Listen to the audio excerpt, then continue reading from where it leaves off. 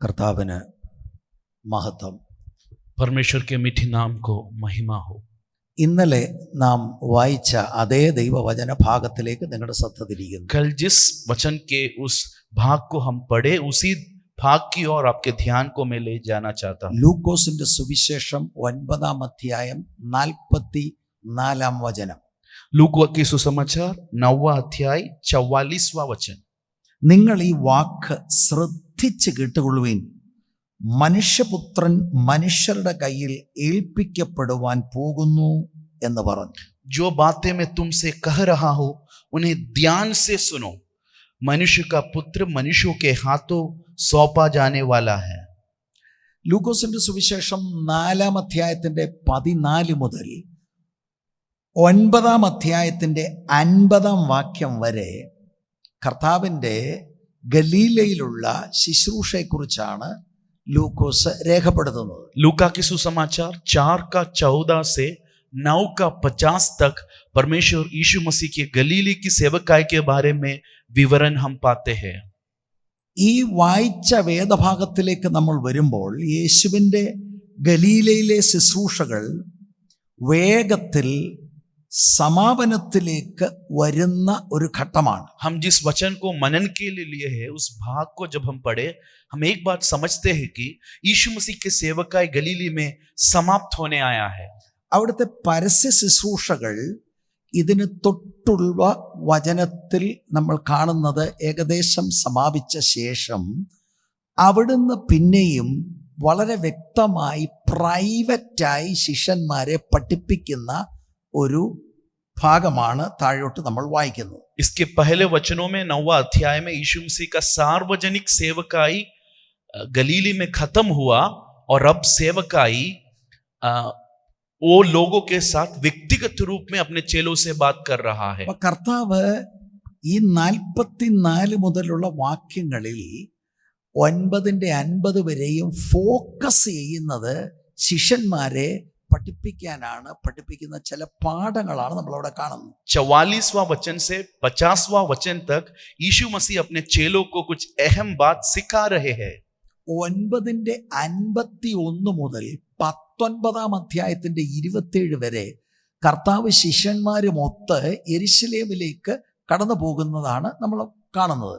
9वां वचन उसका 51 से लेकर 19वां वचन उसके 27 तक यीशु मसीह अपने चेलों के साथ यरूशलेम की ओर एक यात्रा में निकल पड़े हैं.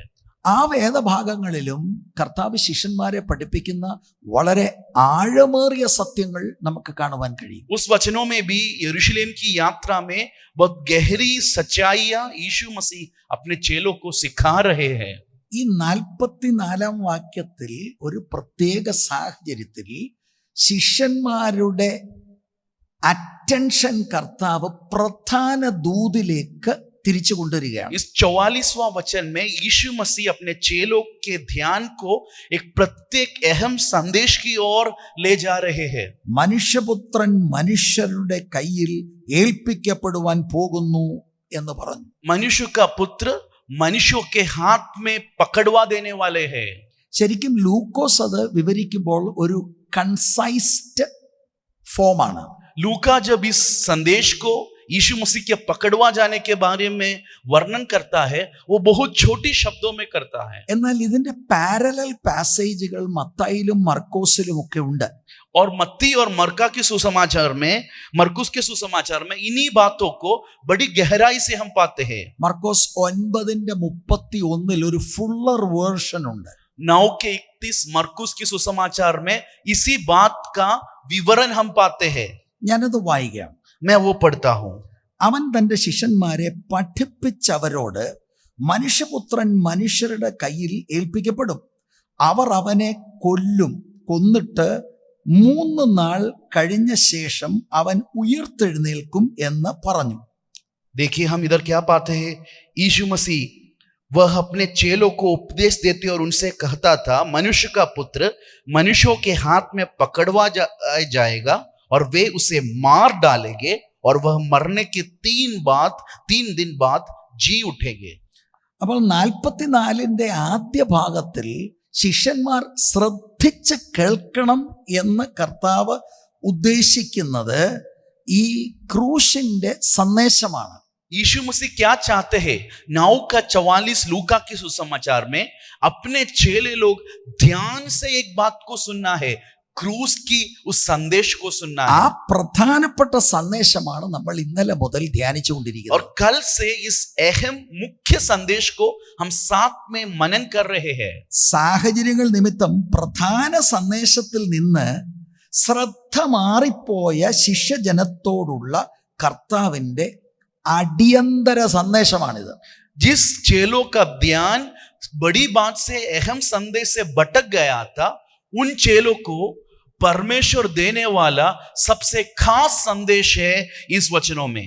കർത്താവിന്റെ ശുശ്രൂഷയിലെ ഏറ്റവും പ്രധാനപ്പെട്ട വിഷയം ക്രൂസിഫിക്ഷൻ ആണ്.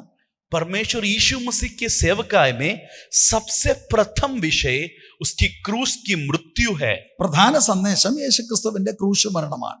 यीशु मसीह का सबसे मुख्य अहम संदेश वो क्रूस में मारा जाने वाला है. അവിടുന്ന് ക്രൂശിൽ മരിക്കുക മാത്രമല്ല, അവിടുന്ന് അടക്കപ്പെട്ട് 3-ാം ദിവസം അവിടുന്ന് ഉയർത്തെഴുന്നേറ്റു. 40 ദിവസത്തോളം അവിടുന്ന് ഈ ഭൂമിയിൽ ഉയർത്തെഴുന്നേറ്റിട്ടുണ്ടായിരുന്നു. അതിനുശേഷം അവിടുന്ന് സ്വർഗാരോഹണം ചെയ്തു എന്നിങ്ങനെയുള്ള കാതലായ സത്യങ്ങളെ കുറിച്ച് നമ്മൾ അറിവുള്ളവരാണ്. हम सब जानते हैं कि यीशु मसीह मारा गए, गाड़ा गया, तीसरे दिन वो जी उठा, 40 दिन अपने चेलों के साथ रहकर स्वर्ग की ओर उठा लिया गया.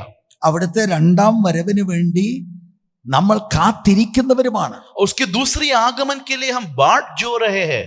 എന്നാൽ എങ്ങനെയോ അന്ന് ഈ ശിഷ്യന്മാർക്ക് സംഭവിച്ചതുപോലെ ആധുനിക ഇന്നത്തെ സഭകൾ പ്രധാന വിഷയത്തിൽ നിന്ന് മാറിപ്പോയോ എന്ന് ഞാൻ സംശയിച്ചു പോകുന്നു. मेरा बड़ी आशंका की बात यही है, उस समय के चेलों ने जिस प्रकार मुख्य संदेश से हटकर भटक गए, उसी तरह आज का कलीसिया भी मुख्य संदेश से भटक गया है क्या?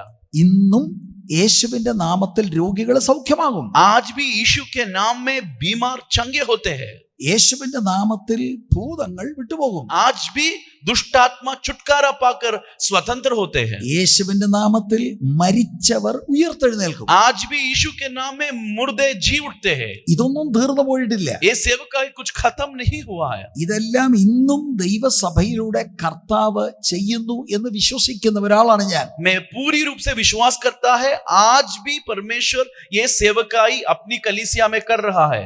എന്നാൽ ഇതിനേക്കാൾ എല്ലാം പ്രധാനപ്പെട്ട കാര്യം യേശു വന്നതിന്റെ മെയിൻ പർപ്പസ് അവിടുന്ന് യാഗമായി തീരുവാൻ, മരിക്കുവാൻ, ക്രൂശിതനാകുവാനാണ് കടന്നു വന്നത്. लेकिन इससे भी सबसे भी अहमियत वाला मुख्य बात यही है, यीशु मसीह स्वर्ग से इस संसार में इसी कारण के लिए आया ताकि वो क्रूस पर बलिदान होकर हमारे पापों के लिए वो क्षमा पाए. എന്നെ കേട്ടുകൊണ്ടിരിക്കുന്ന സഹോദരി സഹോദരന്മാർ, കർത്തൃദാസന്മാർ, ഈ വിഷയം ഒന്ന് ചിന്തിക്കണമെന്ന് കർത്തൃനാമത്തിൽ ഞാൻ അഭ്യർത്ഥിക്കുകയാണ്. मुझे सुनने वाले सारे विश्वासीगण और परमेश्वर के दास लोग इस बात को थोड़ा गौर से समझ पाए और ध्यान में लाए. मैं सोच रहा हूं കുറെ വർഷങ്ങളായി ട്രെൻഡ് വേറൊന്നാണ്. कुछ सालों से आज की रीति और रिवाज और कुछ है. നമ്മളും മറ്റെന്തൊക്കെയോ കാര്യങ്ങളിൽ നമ്മുടെ ശ്രദ്ധ പ്രധാന കാര്യങ്ങളിൽ നിന്ന് മാറിപ്പോയോ എന്ന് നാം സ്വയശോധന ചെയ്യേണ്ടവരാണ്. और हम अपने आप को परख के देखें कि हमारा भी ध्यान इस मुख्य संदेश से और किसी बात की ओर भटक गया क्या. 44-ാം വാക്യത്തിന്റെ 2-ാം ഭാഗം, മനുഷ്യപുത്രൻ മനുഷ്യരുടെ കയ്യിൽ ഏൽപ്പിക്കപ്പെടുവാൻ പോകുന്നു. 9 का 44 के दूसरी भाग में हम क्या पाते हैं?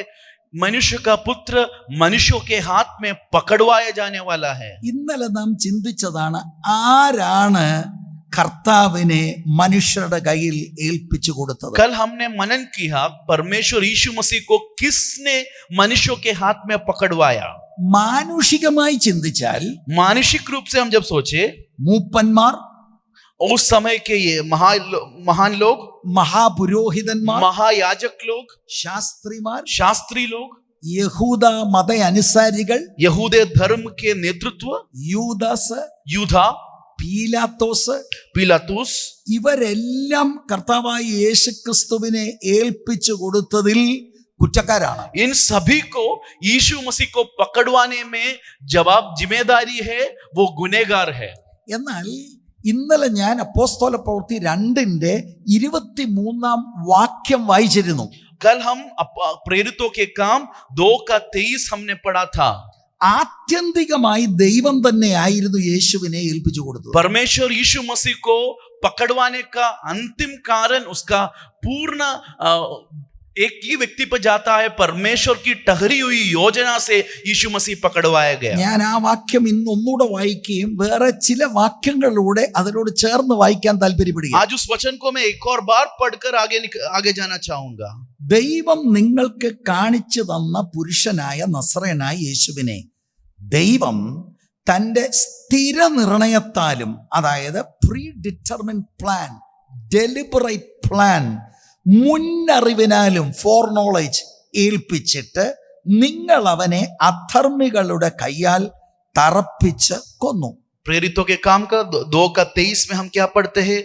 उसी यीशु को जो परमेश्वर की ठहराई हुई योजना, यानी परमेश्वर की योजना जो पूर्व काल से है और पूर्व ज्ञान, परमेश्वर का ज्ञान के अनुसार पकड़वाया गया, तुमने अधर्मियों के हाथ से क्रूस पे चढ़वा कर मार डाला.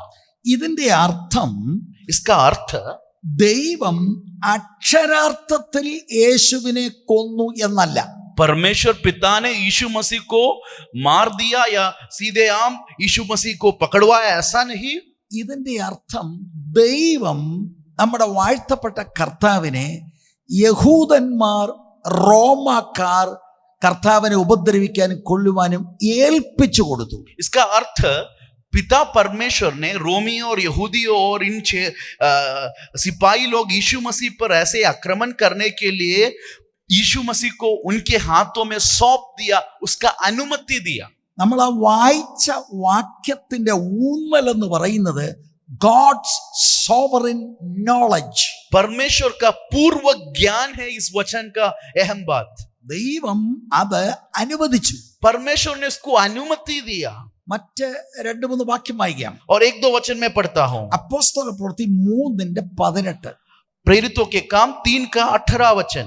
ദൈവമോ തൻ്റെ ക്രിസ്തു കഷ്ടമനുഭവിക്കും എന്ന് സകല പ്രവാചകന്മാരും മുഖാന്തരം മുന്നറിയിച്ചത് ഇങ്ങനെ നിവർത്തിച്ചു. परंतु जिन बातों को परमेश्वर ने सब भविष्यवक्ताओं के मुख से पहले ही बता दिया था कि उसका मसीह दुख उठाएगा, उन्हें उसने इस रीति से पूरी किया. അപ്പോസ്തല പ്രവൃത്തി തന്നെ 4-ാം അധ്യായം 27-28 വാക്യം. 4 अध्याय उसका 28-29 वचन. ആ സന്ദർഭം നമുക്കറിയാം. वो हमें उसका प्रत्येक भूमिका मालूम है. യെരുശലേം സഭ പീഡനത്തിലൂടെ കടന്നു പോകുമ്പോൾ അവരെല്ലാരും കൂടി പ്രാർത്ഥിക്കുന്ന ഒരു രംഗമാണ്. यरूशलेम की कलीसिया पीड़ा से जब गुजर रही है, वो साथ मिलकर उसके बीच में प्रार्थना कर रहे हैं. നീ അഭിഷേകം ചെയ്ത യേശു എന്ന നിന്റെ പരിശുദ്ധ ദാസന് വിരോധമായി ഹെരോദാവും പൊന്തിയോസ് പീലാത്തോസും ജാതികളും ഇസ്രായേൽ ജനവുമായി ഈ നഗരത്തിൽ ഒന്നിച്ചുകൂടി സംഭവിക്കണം എന്ന് നിന്റെ കൈയും നിന്റെ ആലോചനയും മുന്നറിയിച്ചതൊക്കെയും ചെയ്തിരിക്കുന്നു സത്യം. देखिए इस वचन में क्या पढ़ते हैं? 26 और 27 वचन में प्रभु और उसके मसीह के विरोध में पृथ्वी के राजा खड़े हुए और हाकिम एक साथ इकट्ठे हो गए, क्योंकि सचमुच तेरे सेवक यीशु के विरोध में जिसका तूने अभिषेक किया, हेरोदेस और पुन्तियुस पिलातुस भी अन्य जातियों और इस्राएलियों के साथ इस नगर में इकट्ठे हुए. അപ്പൊ യേശുക്രിസ്തുവിന്റെ മരണം വളരെ ഇന്റൻഷനലാണ്. बड़ी सोच समझकर यीशु मसीह का मृत्यु का योजना बना. അത് ലോക സ്ഥാപനത്തിന് മുൻപ് തന്നെ ദൈവത്തിന്റെ കാര്യപരിപാടിയാണ്. इस संसार की सृष्टि से भी पहले परमेश्वर की ठहरी हुई योजना थी यीशु मसीह का मृत्यु. അപ്പൊ ദൈവം ദൈവത്തിന്റെ പുത്രനെ അങ്ങനെ അവരുടെ കയ്യിൽ ഏൽപ്പിച്ചു എന്നുള്ളത് സത്യമാണ്. പക്ഷേ മരണത്തിനപ്പുറത്ത് കർത്താവ് ഉയർത്തെഴുന്നേൽറ്റു എന്നുള്ളതാണ്. ആ സത്യം കൂടെ നമ്മൾ ഉൾക്കൊള്ളണം. परमेश्वर ने अपने पुत्र को मृत्यु के लिए सौंप दिया, ये सच है, लेकिन एक सच हम कभी ना भूले, वो यीशु मसीह मृत्यु में खत्म नहीं हुआ, वो तीसरा दिन मृतकों में से जी उठा. ആ മരണം ഫൈനൽ അല്ലായിരുന്നു. യേശു കർത്താവിനെ പിതാവാം ദൈവം ഉയർപ്പിച്ചു. वो मृत्यु आखिरी बात नहीं थी, मृतकों में से पिता परमेश्वर ने यीशु मसीह को जिलाया. അപ്പോസ്തല പ്രവൃത്തി 2:24 പത്രോസിന്റെ പ്രഭാഷണത്തിൽ ആ കാര്യം ഉൾപ്പെടുത്തിയിട്ടുണ്ട്. इसी बात को प्रेरितों के काम 2:24 में इसी बात का वार्तालाप पत्रोस कर रहा है. ദൈവമോ മരണപാശങ്ങളെ അഴിച്ചിട്ട് അവനെ ഉയർത്തെഴുന്നേൽപ്പിച്ചു. മരണം അവനെ പിടിച്ചു വെക്കുന്നത് അസാധ്യമായിരുന്നു. देखिए प्रेरित पत्रोस क्या कह रहा है, परमेश्वर ने मृत्यु के उस बातों को परमेश्वर के बंधनों से मुक्त कर कर मृत्यु से उसे थामे रहने में असंभव था. അപ്പൊ നമ്മുടെ വാഴ്ത്തപ്പെട്ട കർത്താവിന്റെ മരണവും ഉയർത്തെഴുന്നേൽപ്പും ദൈവത്തിന്റെ പെർഫെക്റ്റ് പ്ലാനിന്റെ ഭാഗമാണ്. देखिए परमेश्वर यीशु मसीह का मृत्यु और यीशु मसीह का जीव उठना परमेश्वर के संपूर्ण योजना का पूर्तिकरण था. പാപത്തിന് പരിഹാരമായി അവിടുന്ന് യാഗമായി തീർന്നു. തന്നിൽ വിശ്വസിക്കുന്നവരെ വീണ്ടെടുക്കുവാൻ വേണ്ടിയായിരുന്നു ആ കാൽവരി ക്രൂശിലെ യാഗമരണം എന്നത് നമ്മൾ ഇന്നലെ കണ്ടതാണ്. कल रात को हमने आखिरी में यही बात का मनन किया कि यीशु मसीह क्यों पकड़वाया गया. हम जैसे पापियों के पाप की क्षमा मिलने के लिए, पाप के लिए बलिदान होने यीशु मसीह मृत्यु को लिया. ഏറ്റവും പ്രധാനപ്പെട്ട ദൂത് യേശുക്രിസ്തുവിന്റെ മരണം കാൽവരി ക്രൂശിലെ യാഗമരണമാണ്. इससे हम एक बात सरल समझ में आता है, सबसे मुख्य संदेश यही है, यीशु मसीह का मृत्यु. അവിടെ നിന്നാണ് നമ്മൾ രണ്ട് ചോദ്യങ്ങൾ ചോദിക്കുന്നത്. ഒന്ന്, ആരാണ് കർത്താവിനെ ഏൽപ്പിച്ചത്? മറുപടി നമുക്ക് മനസ്സിലായി. മനുഷ്യന്റെ ഭാഗത്ത് നിന്ന് പലരുടെ കാര്യം പറയാനുണ്ടെങ്കിലും ആത്യന്തികമായി പിതാവാം ദൈവമാണ് പുത്രനെ ഏൽപ്പിച്ചത്. हम दो सवाल वहां से पाए. पहला सवाल, किसने यीशु मसीह को पकड़वाया? सब मनुष्यों को, उस समय के भिन्न भिन्न लोगों को उसके जिम्मेदारी है, तो भी यीशु मसीह को अंतिम रूप में किसने पकड़वाए पूछे तो पिता परमेश्वर ने अपनी योजना के हिसाब से इस मृत्यु के लिए यीशु मसीह को सौंप दिया. അപ്പൊ പിതാവാം ദൈവമാണ് പുത്രനെ ഏൽപ്പിക്കുന്നത്. पिता ने ही पुत्र को इस मृत्यु के लिए सौंप दिया. അതിന് മാനുഷികമായി ഇൻവോൾവ് ആയ എല്ലാവരും കുറ്റക്കാർ തന്നെയാണ്. मानसिक रूप में उस बात में जिन जिन का हाथ लगा है वो सब गुनहगार है. They are guilty of that sin. उन्होंने जो पाप किया, यीशु मसीह के मृत्यु में उन्होंने जिस रीति में काम किया, उसके लिए वो गुनहगार है. രണ്ടാമത് നമ്മൾ ഈ പ്രധാനപ്പെട്ട മെസ്സേജിൽ നിന്ന് നമ്മൾക്ക് ഒരു ചോദ്യം ഉണ്ടാകുന്നത്, എന്തിനാണ് പിതാവാം ദൈവം പുത്രനെ ഈ യാഗത്തിന് ഏൽപ്പിച്ചത്? दूसरा सवाल यह है, हमने जो कल मनन किया, क्यों पिता परमेश्वर ने अपने पुत्र को इस प्रकार पकड़वा देने के लिए सौंप दिया? അതിന് നമ്മൾ ഇന്നലെ അതിനും വളരെ സംക്ഷിപ്തമായി ഒരു ഉത്തരം കണ്ടെത്തുകയുണ്ടായി. और उस बात का उत्तर हमने बहुत छोटे शब्दों में कल हमने मनन किया. ദൈവത്തിന് യേശുക്രിസ്തുവിലൂടെ അവിടുത്തെ യാഗമരണത്തിലൂടെ പാപിയായ മനുഷ്യർക്ക് ആത്മരക്ഷ ഒരുക്കുവാൻ വേണ്ടിയാണ്. हमारे आत्मिक उद्धार के लिए पिता परमेश्वर ने यीशु मसीह को पकड़वाया. ഈ വിഷയം വളരെ ആധികാരികമായി 2 കൊരിന്ത്യർ ലേഖനം 5-ാം അധ്യായത്തിന്റെ 18 മുതൽ 21 വരെയുള്ള വാക്യങ്ങളിൽ അപ്പോസ്തലനായ പൗലോസ് രേഖപ്പെടുത്തുന്നുണ്ട്. इस विषय को यीशु मसीह क्यों पकड़वाया गया, उस बात का सबसे गौर और मधुर संक्षिप्त उत्तर हम पाते हैं 2 कोरिन्थी 5:18 से 21 तक. അത് നമ്മൾ ഇന്നലെ ചിന്തിക്കാത്തൊരു വേദഭാഗമാണ്. हमने वो वचन कल नहीं देखा था. അത് വേഗത്തിൽ ഒന്ന് വായിച്ച ചില കാര്യങ്ങൾ പറഞ്ഞിട്ട് മറ്റൊരു വിഷയം ഇതിനോട് ബന്ധപ്പെട്ട് കിടക്കുന്നതുമായിട്ട് ഞാൻ നിങ്ങളുടെ ശ്രദ്ധ കൊണ്ടുവരാനാണ് താല്പര്യപ്പെടുന്നത്. उस वचन 2 कोरिन्थी 5:18 से लेकर 21वां वचन जरा हम देखकर हम आगे इस संदेश के अगले भाग में जाएंगे. 2 കൊരിന്ത്യർ ലേഖനം 5-ാം അധ്യായത്തിന്റെ 18 മുതൽ 21 വരെയുള്ള വാക്യങ്ങൾ. 2 कोरिन्थी 5:18 से 21वां वचन. ഈ വേദഭാഗം ഞാൻ വായിക്കുമ്പോൾ നിങ്ങൾ നിങ്ങളുടെ ബൈബിളിൽ അത് ഫോളോ ചെയ്യുമ്പോൾ ഒരു വാക്ക് ഏകദേശം 5 തവണ അവിടെ രേഖപ്പെടുത്തിയതായിട്ട് നമുക്ക് കാണുവാനായിട്ട് കഴിയും. देखिए इस वचन को जब मैं पढ़ूंगा एक पद प्रयोग 5 बार हम वहां दोहराया हुआ पाते हैं. അത് നമ്മളൊന്ന് കണ്ടുപിടിക്കുകയാണെങ്കിൽ ഈ 18 മുതൽ 21 വരെയുള്ള വാക്യത്തിന്റെ പ്രധാനപ്പെട്ട വിഷയം അതാണ് എന്ന് വളരെ വേഗത്തിൽ നമുക്കത് മനസ്സിലാക്കാൻ കഴിയും. अगर वो पद प्रयोग हम पाए तो हम इस 3 वचनों का मुख्य संदेश समझ जाएंगे. ഞാൻ വായിക്കാം. मैं पढ़ता हूं. അതിനൊക്കെയും ദൈവം തന്നെ കാരണഭൂതൻ. അവൻ നമ്മെ ക്രിസ്തു മൂലം തന്നോട് നിരപ്പിച്ചു. നിരപ്പിന്റെ ശുശ്രൂഷ ഞങ്ങൾക്ക് തന്നിരിക്കുന്നു.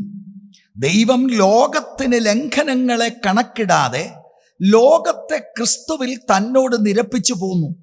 ഈ നിരപ്പിന്റെ വചനം ഞങ്ങളുടെ പക്കൽ ഭരമേൽപ്പിച്ചിരിക്കുന്നു. ആകയാൽ ഞങ്ങൾ ക്രിസ്തുവിന് വേണ്ടി സ്ഥാനാപതികളായി ദൈവത്തോട് നിരന്നുകൊള്ളുവീനെന്ന് ക്രിസ്തുവിന് പകരം അപേക്ഷിക്കുന്നു. അത് ദൈവം ഞങ്ങൾ മുഖാന്തരം പ്രബോധിപ്പിക്കുന്നത് പോലെ ആകുന്നു. പാപമറിയാത്തവനെ നാം അവനിൽ ദൈവത്തിന്റെ നീതിയാകേണ്ടതിന് അവൻ നമുക്ക് വേണ്ടി പാപം ആക്കി. ये सब बातें परमेश्वर की ओर से है जिसने मसीह के द्वारा अपने साथ हमारा मेल मिलाप कर लिया और मेल मिलाप की सेवा हमें सौंप दी. अर्थात परमेश्वर ने मसीह में होकर अपने साथ संसार का मेल मिलाप कर लिया और उनकी अपराधों को दोष उन पर नहीं लगाया और उसने मेल मिलाप का वचन हमें सौंप दिया. इसलिए हम मसीह के राजदूत हैं. मानो परमेश्वर हमारे द्वारा विनती कर रहा है. हम मसीह की ओर से निवेदन करते हैं कि परमेश्वर के साथ मेल मिलाप कर लो. जो पाप से अज्ञात था उसी को उसने हमारे लिए पाप ठहराया कि हम उसमें होकर परमेश्वर की धार्मिकता बन जाए. നിങ്ങൾ ശ്രദ്ധിച്ച് കേൾക്കണമെന്ന് ഞാൻ അപേക്ഷിക്കുകയാണ്. बड़ी गौर से इस बात को सुनिए. യേശു ശിഷ്യന്മാരുടെ അറ്റൻഷൻ പിടിച്ചു പറയുകയാണ് അവിടുത്തെ മരണം ശ്രദ്ധിക്കാൻ. यीशु मसीह अपने चेलों का ध्यान को अपनी ओर खींचकर ऐसे कह रहा है, मैं मरने जा रहा हूं, अपने मृत्यु के बारे में कह रहा है. ആത്യന്തികമായി പിതാവാണ് പുത്രനെ മനുഷ്യരുടെ കയ്യിൽ ഏൽപ്പിക്കുന്നത്. पिता ने ही अपने पुत्र को इस मृत्यु के लिए सौंपा. എന്തിനാണ് ഏൽപ്പിക്കുന്നത് എന്നതിന്റെ മറുപടിയാണ് ഈ വചനങ്ങളിൽ നമ്മൾ കണ്ടെത്തുവാനായി ശ്രമിക്കുന്നത്. क्यों पिता ने पुत्र को सौंपा, उसका सबसे संक्षिप्त उत्तर हम अभी इस वचनों में पढ़ लिए. ഇന്നലെ നമ്മൾ അതിന് ഉത്തരം കണ്ടെത്തിയതാണെങ്കിലും ഈ പ്രത്യേക വേദഭാഗത്തിൽ ഒരു പ്രാവശ്യം കൂടെ അത് ഒന്ന് നിങ്ങളുടെ ശ്രദ്ധയിൽ കൊണ്ടുവന്നിട്ട് മുന്നോട്ട് പോകാനാണ് हम താല്പര്യം. इस उत्तर को कल भी मनन किया है, लेकिन अब जो वचन पढ़े उस वचन से इस उत्तर को एक और बार समझकर आगे जाना चाहूंगा. കാരണം ഇതാണ് ഏറ്റവും പ്രധാനപ്പെട്ട ദൂത്. मैं इसे ऐसे बताने का कारण यही है, यही मुख्य संदेश है. ഞാൻ നിങ്ങളോട് വളരെ തുറന്ന് ഞാൻ പറയാം, പെന്തിക്കോസ്തിൽ വന്നത് കൊണ്ട് രക്ഷിക്കപ്പെട്ടെന്നോ സ്വർഗത്തിൽ പോകുമെന്നോ ഒന്നും ആരും ഗ്യാരണ്ടി ആയി വിചാരിക്കരുത്. कभी कोई ना सोचे कि पेंतिकोस्त के एक कलीसिया का भाग बनने के कारण हमारा उद्धार हो गया और हम स्वर्ग में अभी जाएंगे, ऐसे गलत फहमी में कोई ना पड़े. ഇന്നത്തെ പെന്തക്കോസ്ത് സഭകളിൽ നല്ല ശതമാനം ആളുകൾ രക്ഷിക്കപ്പെടാത്തവരാണെന്നുള്ള ചിന്തയാണ് എനിക്കുള്ളത്. मेरा यही समझ है कि आज की पेंतिकोस्त कलीसिया में उद्धार पाए हुए लोगों का संख्या बहुत कम है. അത് ഒരു ഉപരിപ്ലവ ഒരു ആശയം, ഒരു സ്റ്റേറ്റ്മെന്റായി നിങ്ങളിൽ ചിലർക്ക് തോന്നിയെന്ന് വരാം. तुमको किसी लोग को लगेगा कुछ ज्यादा ही मैं कह रहा हूं. കുറെ ആഴ്ചകൾക്ക് മുമ്പ് ഒരു പാസ്റ്റർ എൻ്റെ വീട്ടിൽ വരുവാൻ തക്കവണ്ണം ഇടയായി. कुछ हफ्तों पहले एक पासवान मेरे घर में आए. പല കാര്യങ്ങൾ ഞങ്ങൾ തമ്മിൽ സംസാരിച്ചു. हमने कुछ बात साथ में बात किए. അദ്ദേഹം എന്നോട് തുറന്നു പറഞ്ഞത് അദ്ദേഹം സ്നാനപ്പെടുന്ന സമയത്ത് അദ്ദേഹം രക്ഷിക്കപ്പെട്ട ആളല്ലായിരുന്നു. वो पासवान जी मुझे खुल के कहा कि जब मैं बपतिस्मा लिया मैं उद्धार नहीं पाया था. അന്ന് അവരുടെ സഭയിൽ 9 പേര് സ്നാനപ്പെടാൻ തയ്യാറായിട്ട് നിൽക്കുകയാണ്. उनके कलीसिया में उस दिन 9 लोग बपतिस्मा लेने के लिए तैयार थे. പക്ഷെ ആരോ ആ പാസ്റ്റർക്ക് ഒരു ഓഫർ കൊടുത്തിട്ടുണ്ട്, 10 പേരുണ്ടെങ്കിൽ അദ്ദേഹത്തിന് എന്തോ ഒരു കാര്യം, ഒരു ഗിഫ്റ്റ് കൊടുക്കും എന്നുള്ള ഒരു ഓഫർ അദ്ദേഹത്തിന് ലഭിച്ചിട്ടുണ്ട്. तो इस पासवान को एक ऑफर मिला अगर 10 लोग को उस दिन वो बपतिस्मा करेंगे तो उनको एक बाइक दिया जाएगा. അന്ന് യൗവനക്കാരനായിരുന്ന ഇദ്ദേഹത്തോട് പറഞ്ഞു, വേഗത്തിൽ പോയി ക്രമീകരണം ചെയ്യിച്ച് നീ വേഗം വാ, നീയാണ് 10ാമത്തെ ആള്. तभी इस पासवान जी जो आज सेवकाई में है, तब एक युवक थे, तो उनका युवकपन में उनसे कहा गया तू जल्दी लाके कपड़ा ला, तू 10वां बन ताकि मुझे बाइक मिल जाए. അദ്ദേഹം സ്നാനപ്പെട്ടു, उन्होंने बपतिस्मा लिया, 10ാമത്തെ ആളായിട്ട്. वो 10वां व्यक्ति बन गया. ഈ അടുത്ത കാലത്ത് അദ്ദേഹത്തിന് മനസ്സിലായി അദ്ദേഹം രക്ഷിക്കപ്പെട്ട ആളല്ല. और पिछले समय में उसे पता चल गया कि मैं उद्धार तो पाया ही नहीं था कभी. അപ്പൊ അദ്ദേഹത്തിന്റെ ഭാര്യയുമായിട്ട് ഇത് പങ്കുവെച്ചപ്പോൾ ഭാര്യ പറഞ്ഞു, ഞാനും രക്ഷിക്കപ്പെട്ടതല്ലായിരുന്നു. तब उन्होंने अपने बीवी से, पत्नी से बात किया, तो पत्नी ने भी यही कहा मेरा भी उद्धार नहीं हुआ है. ഇതെല്ലാം ദൈവസന്നിധിയിൽ നിന്നുകൊണ്ട് ഞാൻ ഇത് പറയുന്നത് വ്യക്തിപരമായി ആരെ ആക്ഷേപിക്കാനല്ല, നാം പെട്ടുപോയ അപകടത്തെ തിരിച്ചറിയണമെന്ന് ഞാൻ കൈകൂപ്പി നിങ്ങളോട് അപേക്ഷിക്കുകയാണ്. परमेश्वर के सन्मुख में खड़े होकर मैं इन बातों को किसी व्यक्ति को नीचा दिखाने के लिए नहीं कह रहा हूं.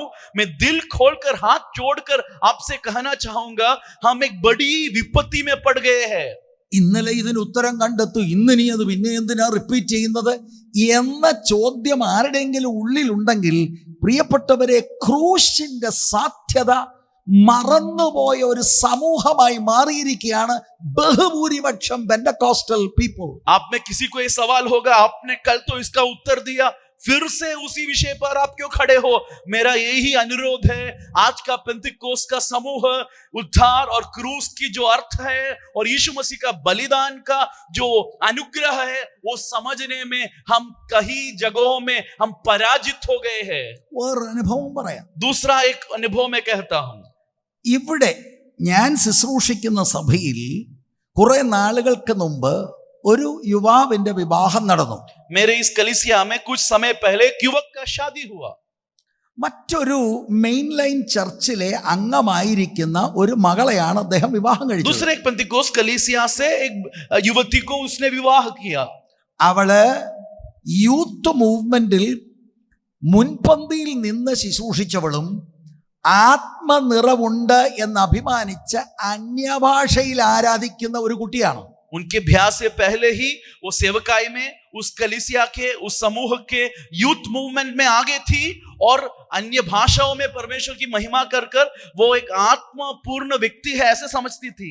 നടന്ന സംഭവമാണ് ഞാൻ ഈ പറയുന്നത്. ये बात हमारी कलीसिया में घटी बात है. ഇന്നും ആ കുടുംബം ഈ സഭയുടെ അംഗങ്ങളാണ്. वो परिवार इस कलीसिया के सदस्य है. കല്യാണം കഴിച്ച് ഈ ചർച്ചിൽ കുറെ മാസങ്ങൾ കഴിഞ്ഞപ്പോൾ അവർക്ക് ബോധ്യമായി അവൾ ആക്ച്വലി രക്ഷിക്കപ്പെട്ടിട്ടില്ല എന്നുള്ളത്. कुछ महीने इस कलीसिया में आने के बाद उसे एक बात का बोध हुआ कि मेरा उद्धार आज तक सचमुच में नहीं हुआ. റോമാലേഖനത്തിന്റെ പഠനമൊക്കെ നടക്കുന്നു, മറ്റ് ദൈവവചന പഠനങ്ങൾ നടക്കുമ്പോൾ കുട്ടിയുടെ ഉള്ളത്തിൽ അവൾ രക്ഷിക്കപ്പെട്ടിട്ടില്ല എന്നുള്ള ബോധ്യമായി അങ്ങനെ അവൾ രക്ഷിക്കപ്പെടാനിടയായി. और उस बेटी को एक बात पता चला, इस कलीसिया में जब वचन सीखने लगा तो मेरा उद्धार तो हुआ ही नहीं है, और वो वचन सुनकर सच में उद्धार पाया. ഈ ഉള്ളിൽ നടന്ന മാറ്റത്തെ കുറിച്ച് ശുശ്രൂഷകൻ എന്ന നിലയിൽ എനിക്ക് അറിഞ്ഞുകൂടായിരുന്നു. मैं इस कलीसिया का पासवान हूं, लेकिन इस बात के बारे में मुझे कुछ पता नहीं था. യാദർച്ഛമായിട്ട് ഒരു യൗവനക്കാരുടെ മീറ്റിംഗിൽ ഞാൻ ഈ മോളോട് പറഞ്ഞു, നിന്റെ അനുഭവ സാക്ഷ്യം പറയാം. एक युवकों की कलीसिया में मैंने इस बेटी से कहा, आप आपकी गवाही इन बच्चों से कहो. അവൾ എന്താണ് പറയാൻ പോകുന്നതിനെ കുറിച്ച് എനിക്ക് അറിഞ്ഞുകൂടായിരുന്നു. उसका गवाही क्या है मुझे नहीं मालूम था. അവൾ പറഞ്ഞപ്പോൾ ഞാൻ ഉൾപ്പെടെ ആളുകൾ ഞെട്ടിപ്പോയി. जब उसने गवाही दिया मैं ही चौंक गया, हम सब चौंक गए. അന്യഭാഷയിൽ ആരാധിക്കുന്ന കുട്ടി രക്ഷിക്കപ്പെട്ടിട്ടില്ലായിരുന്നു, മതപരമായി ഒരു സംഘടനയുടെ അംഗമായിരുന്നു. ഒരു പരിശുദ്ധാത്മാവിന്റെ പ്രവർത്തനമില്ലാതെ എന്തൊക്കെയോ വാക്കുകൾ ഉരുവിടുകയായിരുന്നു. എന്നാൽ പാപബോധം ദൈവവചന ശുശ്രൂഷയിൽ ഉണ്ടായി. യഥാർത്ഥമായി അവൾ രക്ഷിക്കപ്പെട്ട കാര്യം സദസ്സിൽ പരസ്യമായിട്ട് അവൾ പറയാനിടയായി തീർന്നു. देखिए, ये युवती एक कलीसिया में मुख्यधारा समूह में वो आत्मा में आराधना करने वाली, अन्य भाषा कहने वाली और अपने आप को मसीही और पेंतकोस्त समझने वाली एक युवती थी. लेकिन वो कह रही थी हमारे सामने आकर कि मेरा उद्धार हुआ ही नहीं था.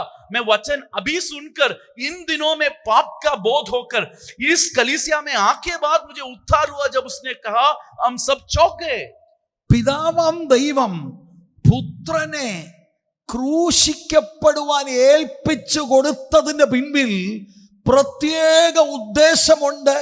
മാനവരാശിയുടെ ആത്മരക്ഷയാണെന്നുള്ള പ്രധാന ദൂതൻ നമ്മൾ എവിടെയോ മറന്നുപോയി സുഹൃത്തുക്കളെ. मेरे प्रिय मित्रों, मेरे भाई और बहनों, हम इस प्रथम संदेश को भूल गए कि पिता परमेश्वर ने अपने पुत्र को इसीलिए सौंपा ताकि हमें पाप की उस दलदल से उठाकर हमें अनंत जीवन का वारिस बनाए. ഞാന് ഈ അടുത്ത സമയത്ത് ഒരു സംഘടനയുടെ യൗവനക്കാരുടെ ആത്മീക സംഗമത്തിൽ പോയി. पिछले दिन मैं एक आत्मिक कलीसिया के संपूर्ण कलीसियाओं के एक झुंड की उनकी युवतियों के युवकों के संगति में गया. ആ ഹോളിൽ വളരെ പാക്ഡ് ആയിട്ട് യുവതി യുവാക്കന്മാരുണ്ട്. उस यूथ कैंप में उस प्रत्येक सदस्य में काफी युवक युवती आए हैं. ഒരു പ്രത്യേക വിഷയമാണ് എനിക്ക് തന്നിരിക്കുന്നത്. उन्होंने मुझे एक विषय दिया इनसे बात करने के लिए. വിഷയം പറഞ്ഞുകൊണ്ടിരിക്കുന്നതിന്റെ മധ്യത്തിൽ അങ്ങനെ ഒരു സാഹചര്യം വന്നപ്പോൾ ഞാൻ അവരോട് പരസ്യമായിട്ട് ചോദിച്ചു, രക്ഷാനിർണയം പ്രാപിച്ചവർ എത്ര പേരുണ്ടെന്ന്. मुझे दिया वो विषय जब मैं उन्हें समझा रहा था, सिखा रहा था, उसके बीच में मुझे पूछना हुआ कि आप में से कितने लोग सचमुच उद्धार पाए हैं.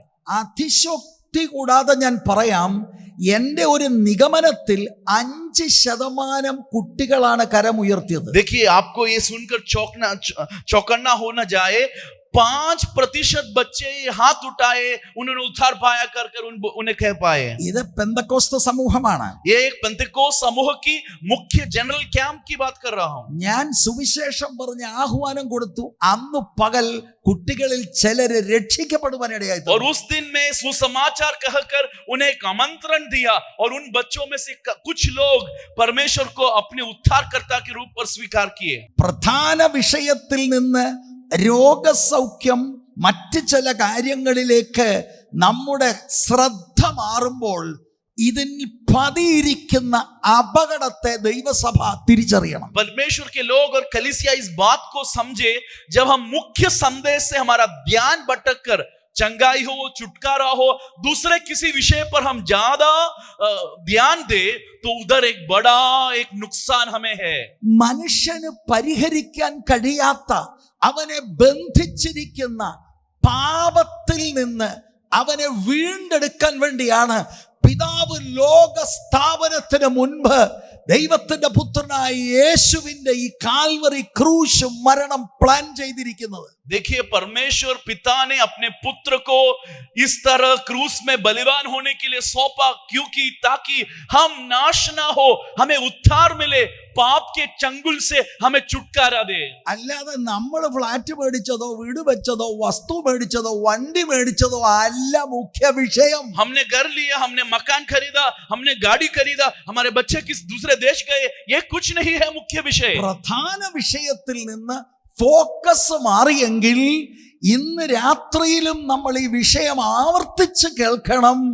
എന്തിനാണ് പിതാവാം ദൈവം പുത്രനെ ഏൽപ്പിച്ചു കൊടുത്തത്? हमारा ध्यान इस मुख्य विषय से भटक गया है, तो आज रात भी पवित्र आत्मा को हमें इसी बात का उद्बोधन देना है. നാം വായിച്ച 18 മുതൽ 21 വരെയുള്ള വാക്യത്തിൽ 5 തവണ എഴുതിയിരിക്കുന്ന വാക്ക് നിരപ്പിച്ചു, നിരപ്പിന്റെ എന്ന പ്രയോഗമാണ്.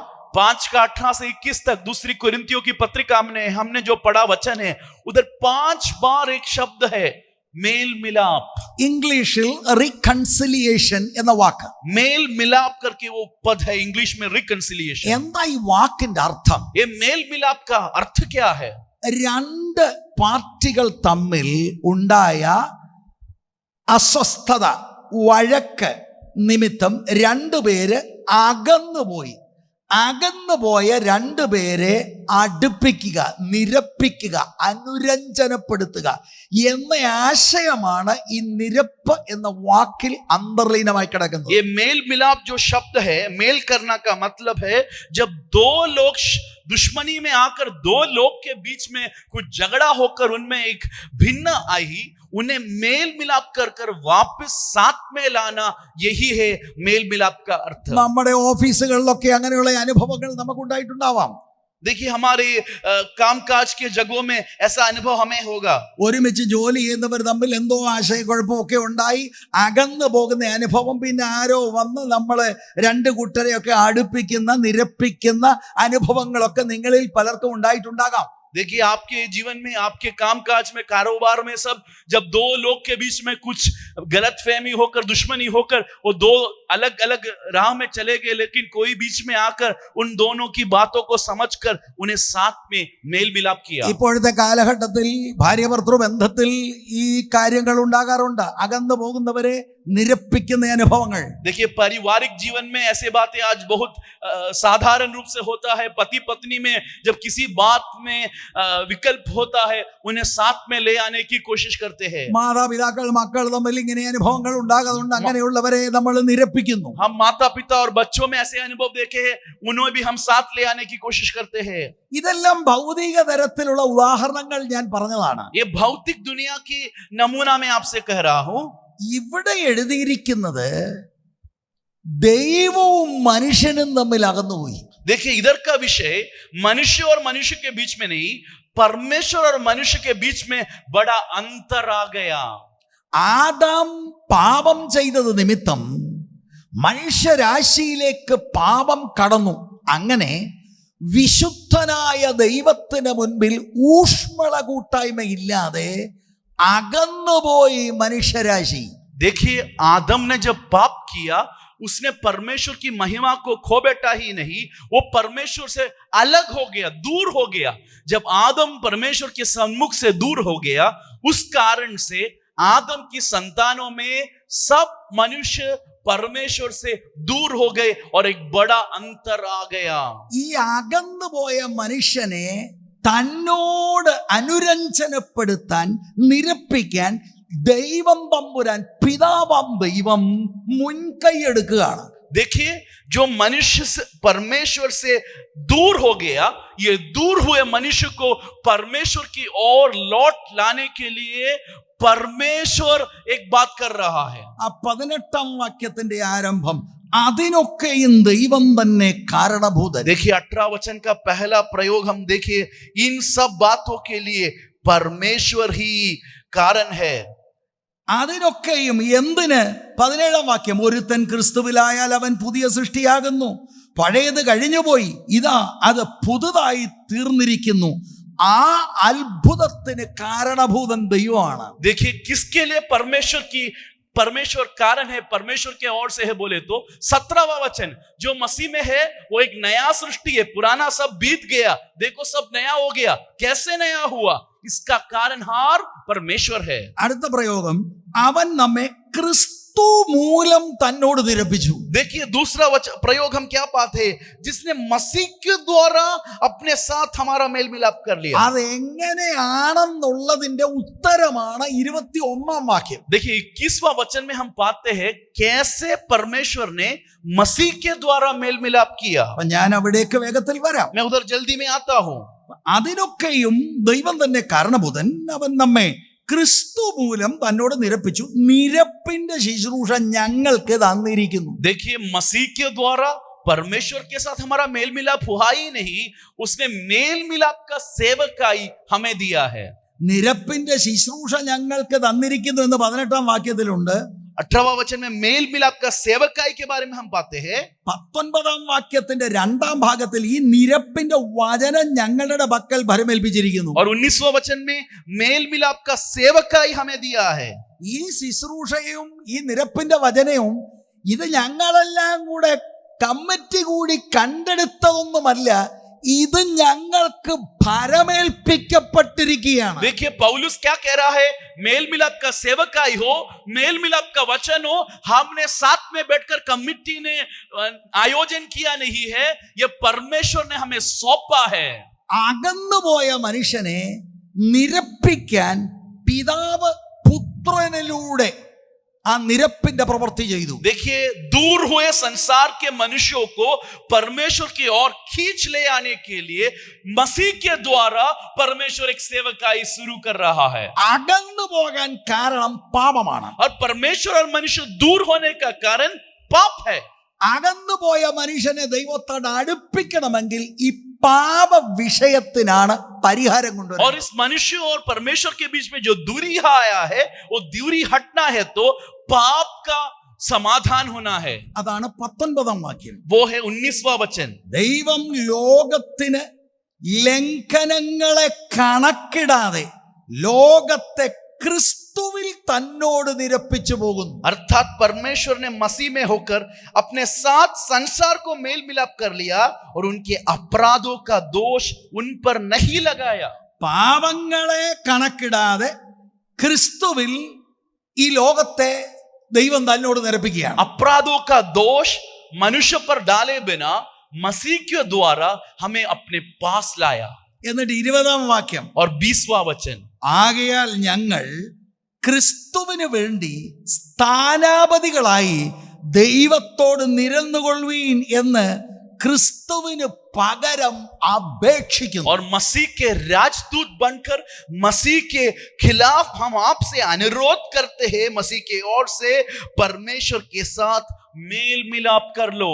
അത് വളരെ എക്സ്പ്ലെയിൻ ചെയ്യേണ്ടതാ, ഞാൻ അങ്ങോട്ട് ഇപ്പോൾ പോകുന്നില്ല. वो बहुत बताने वाली बातें हैं, लेकिन मैं वहां नहीं जाऊंगा. 20-ാം വാക്യത്തിന്റെ 2-ാം ഭാഗം, അത് ദൈവം ഞങ്ങൾ മുഖാന്തരം പ്രബോധിപ്പിക്കുന്നത് പോലെ ആകുന്നു. और हमारे द्वारा परमेश्वर निवेदन कर रहा है. ഇനി നിങ്ങൾ ശ്രദ്ധിച്ചു കേൾക്കണം. अभी आप ध्यान से सुने. 21-ാം വാക്യത്തിലാണ് ആക്ച്വലി പിതാവ് പുത്രനിൽ എങ്ങനെയാണ് ഈ നിരപ്പ് കൊണ്ടുവരുന്നത് എന്നുള്ളത് നമുക്ക് കാണാൻ കഴിയും. परमेश्वर पिता ने अपने बेटे यीशु मसीह के द्वारा इस मेल मिलाप कैसे किया, उसका उत्तर 21वां वचन में है. എന്റെ ജീവിതത്തെ വളരെ സ്വാധീനിച്ച ഒരു വാക്യമാണ്. मेरे जीवन को पूरी रूप से हिला दिया हुआ एक वचन है ये वचन. മുഴു സുവിശേഷവും ഈ ഒരു വാക്യത്തിനകത്ത് കണ്ടൻസ്ഡ് ആയിട്ടുണ്ട്. पूरा सुसमाचार इस एक वचन में संक्षिप्त रूप में हम पाते हैं. സുവിശേഷത്തിന്റെ ഹൃദയം എന്ന് വേണമെങ്കിൽ വിശേഷിപ്പിക്കാമെന്ന വചനമാണ് 21-ാം വാക്യം. सुसमाचार का दिल और सबसे मुख्य बात कर हम इस वचन को बोल सकते हैं. അകന്നുപോയ മനുഷ്യനെ हट गया, दूर गया मनुष्य को ദൈവത്തോട് നിരപ്പിക്കേണ്ടതിന്, परमेश्वर से मेल मिलाप करने, അകറ്റിയ പാപത്തെ ദൈവം ഡീൽ ചെയ്യണം. जो पाप ने इंसान और परमेश्वर को दूर किया, उस पाप के साथ परमेश्वर एक व्यवहार कर रहा है. 21-ാം വാക്യം, 21वां वचन, പാപം അറിയാത്തവനെ നാം അവനിൽ ദൈവത്തിന്റെ നീതി ആകേണ്ടതിന് അവൻ നമുക്ക് വേണ്ടി പാപം ആക്കി. देखिए सुसमाचार का हृदय 21वां वचन, जो पाप से अज्ञात था उसी को उसने हमारे लिए पाप ठहराया. പാപം അറിയാത്തവനെ പാപമാക്കി. എന്തിന്? जो पाप से अज्ञात था उसे पाप ठहराया. क्यों? നാം അവനിൽ ദൈവത്തിന്റെ നീതിയാകേണ്ടതിന്, हम उसके और हमारे परमेश्वर की धार्मिकता बन जाए. പിതാവ് പുത്രനിലൂടെയാണ് ഇത് ചെയ്തതെന്ന് പറയുമ്പോൾ പാപം അറിയാത്തവൻ ആരാണ്? അത് കർത്താവായ യേശുക്രിസ്തുവാണ് എന്നത് ടെക്സ്റ്റിൽ തന്നെ ഉണ്ട്. അല്ലാതെയും വൈഡർ കോണ്ടെക്സ്റ്റിൽ പാപമില്ലാത്ത വേറെ ആരുമില്ല. There is only one person on earth. മനുഷ്യനായി ലോകത്തിൽ നടന്ന ഒറ്റയാളേ ഉള്ളൂ പാപമില്ലാത്തത്. That is our Lord Jesus Christ. पाप से अज्ञात कौन है? इसके भूमिका में एक बात साफ सरल है कि पिता परमेश्वर ने पुत्र के द्वारा मेल मिलाप किया, तो ये पुत्र ही हम समझ सकते हैं. दूसरी बात, पाप के अज्ञात संसार में मानव वंश में एक ही व्यक्ति है जो जिया पाप के बिना, वो हमारा मसीह यीशु है.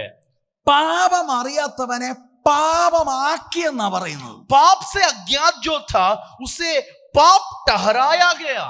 പാപിയാക്കിയെന്നല്ല, പാപമാക്കിയെന്ന്. पापी बना नहीं, ध्यान से सुनिए, पापी नहीं बना यीशु, पाप ठहराया गया. അതിന്റെ അർത്ഥം എന്താ? उसका अर्थ क्या है?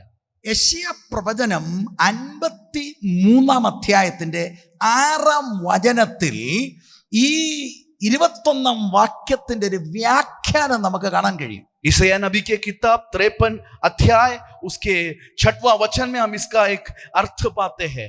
നാം എല്ലാവരും ആടുകളെ പോലെ തെറ്റിപ്പോയിരുന്നു, നാം ഓരോരുത്തനും താൻ താന്റെ വഴിക്ക് തിരിഞ്ഞിരുന്നു. എന്നാൽ യഹോവ നമ്മുടെ എല്ലാവരുടെയും അകൃത്യം അവന്റെ മേൽ ചുമത്തി.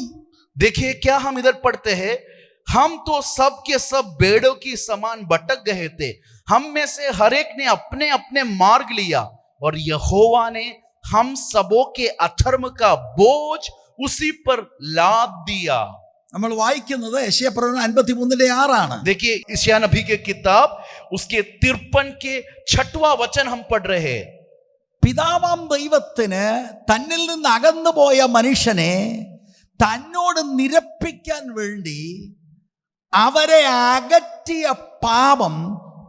പാപമറിയാത്ത പുത്രന്റെ മേൽ ചുമത്തി എന്നതാണ് യെശയ്യാ പ്രവചനം കൂടെ കൂട്ടി വായിക്കുമ്പോൾ നമുക്ക് ഗ്രഹിക്കാൻ കഴിയുന്നു. यशायाह 53 के 6वां वचन से हमें क्या बोध मिलता है? यह समझ मिलता है कि पाप के कारण दूर हुआ मनुष्य को परमेश्वर अपने पास खींच लाने के लिए जिस पाप ने मनुष्य को दूर किया उस पाप को अपने पुत्र यीशु मसीह पर लाद दिया.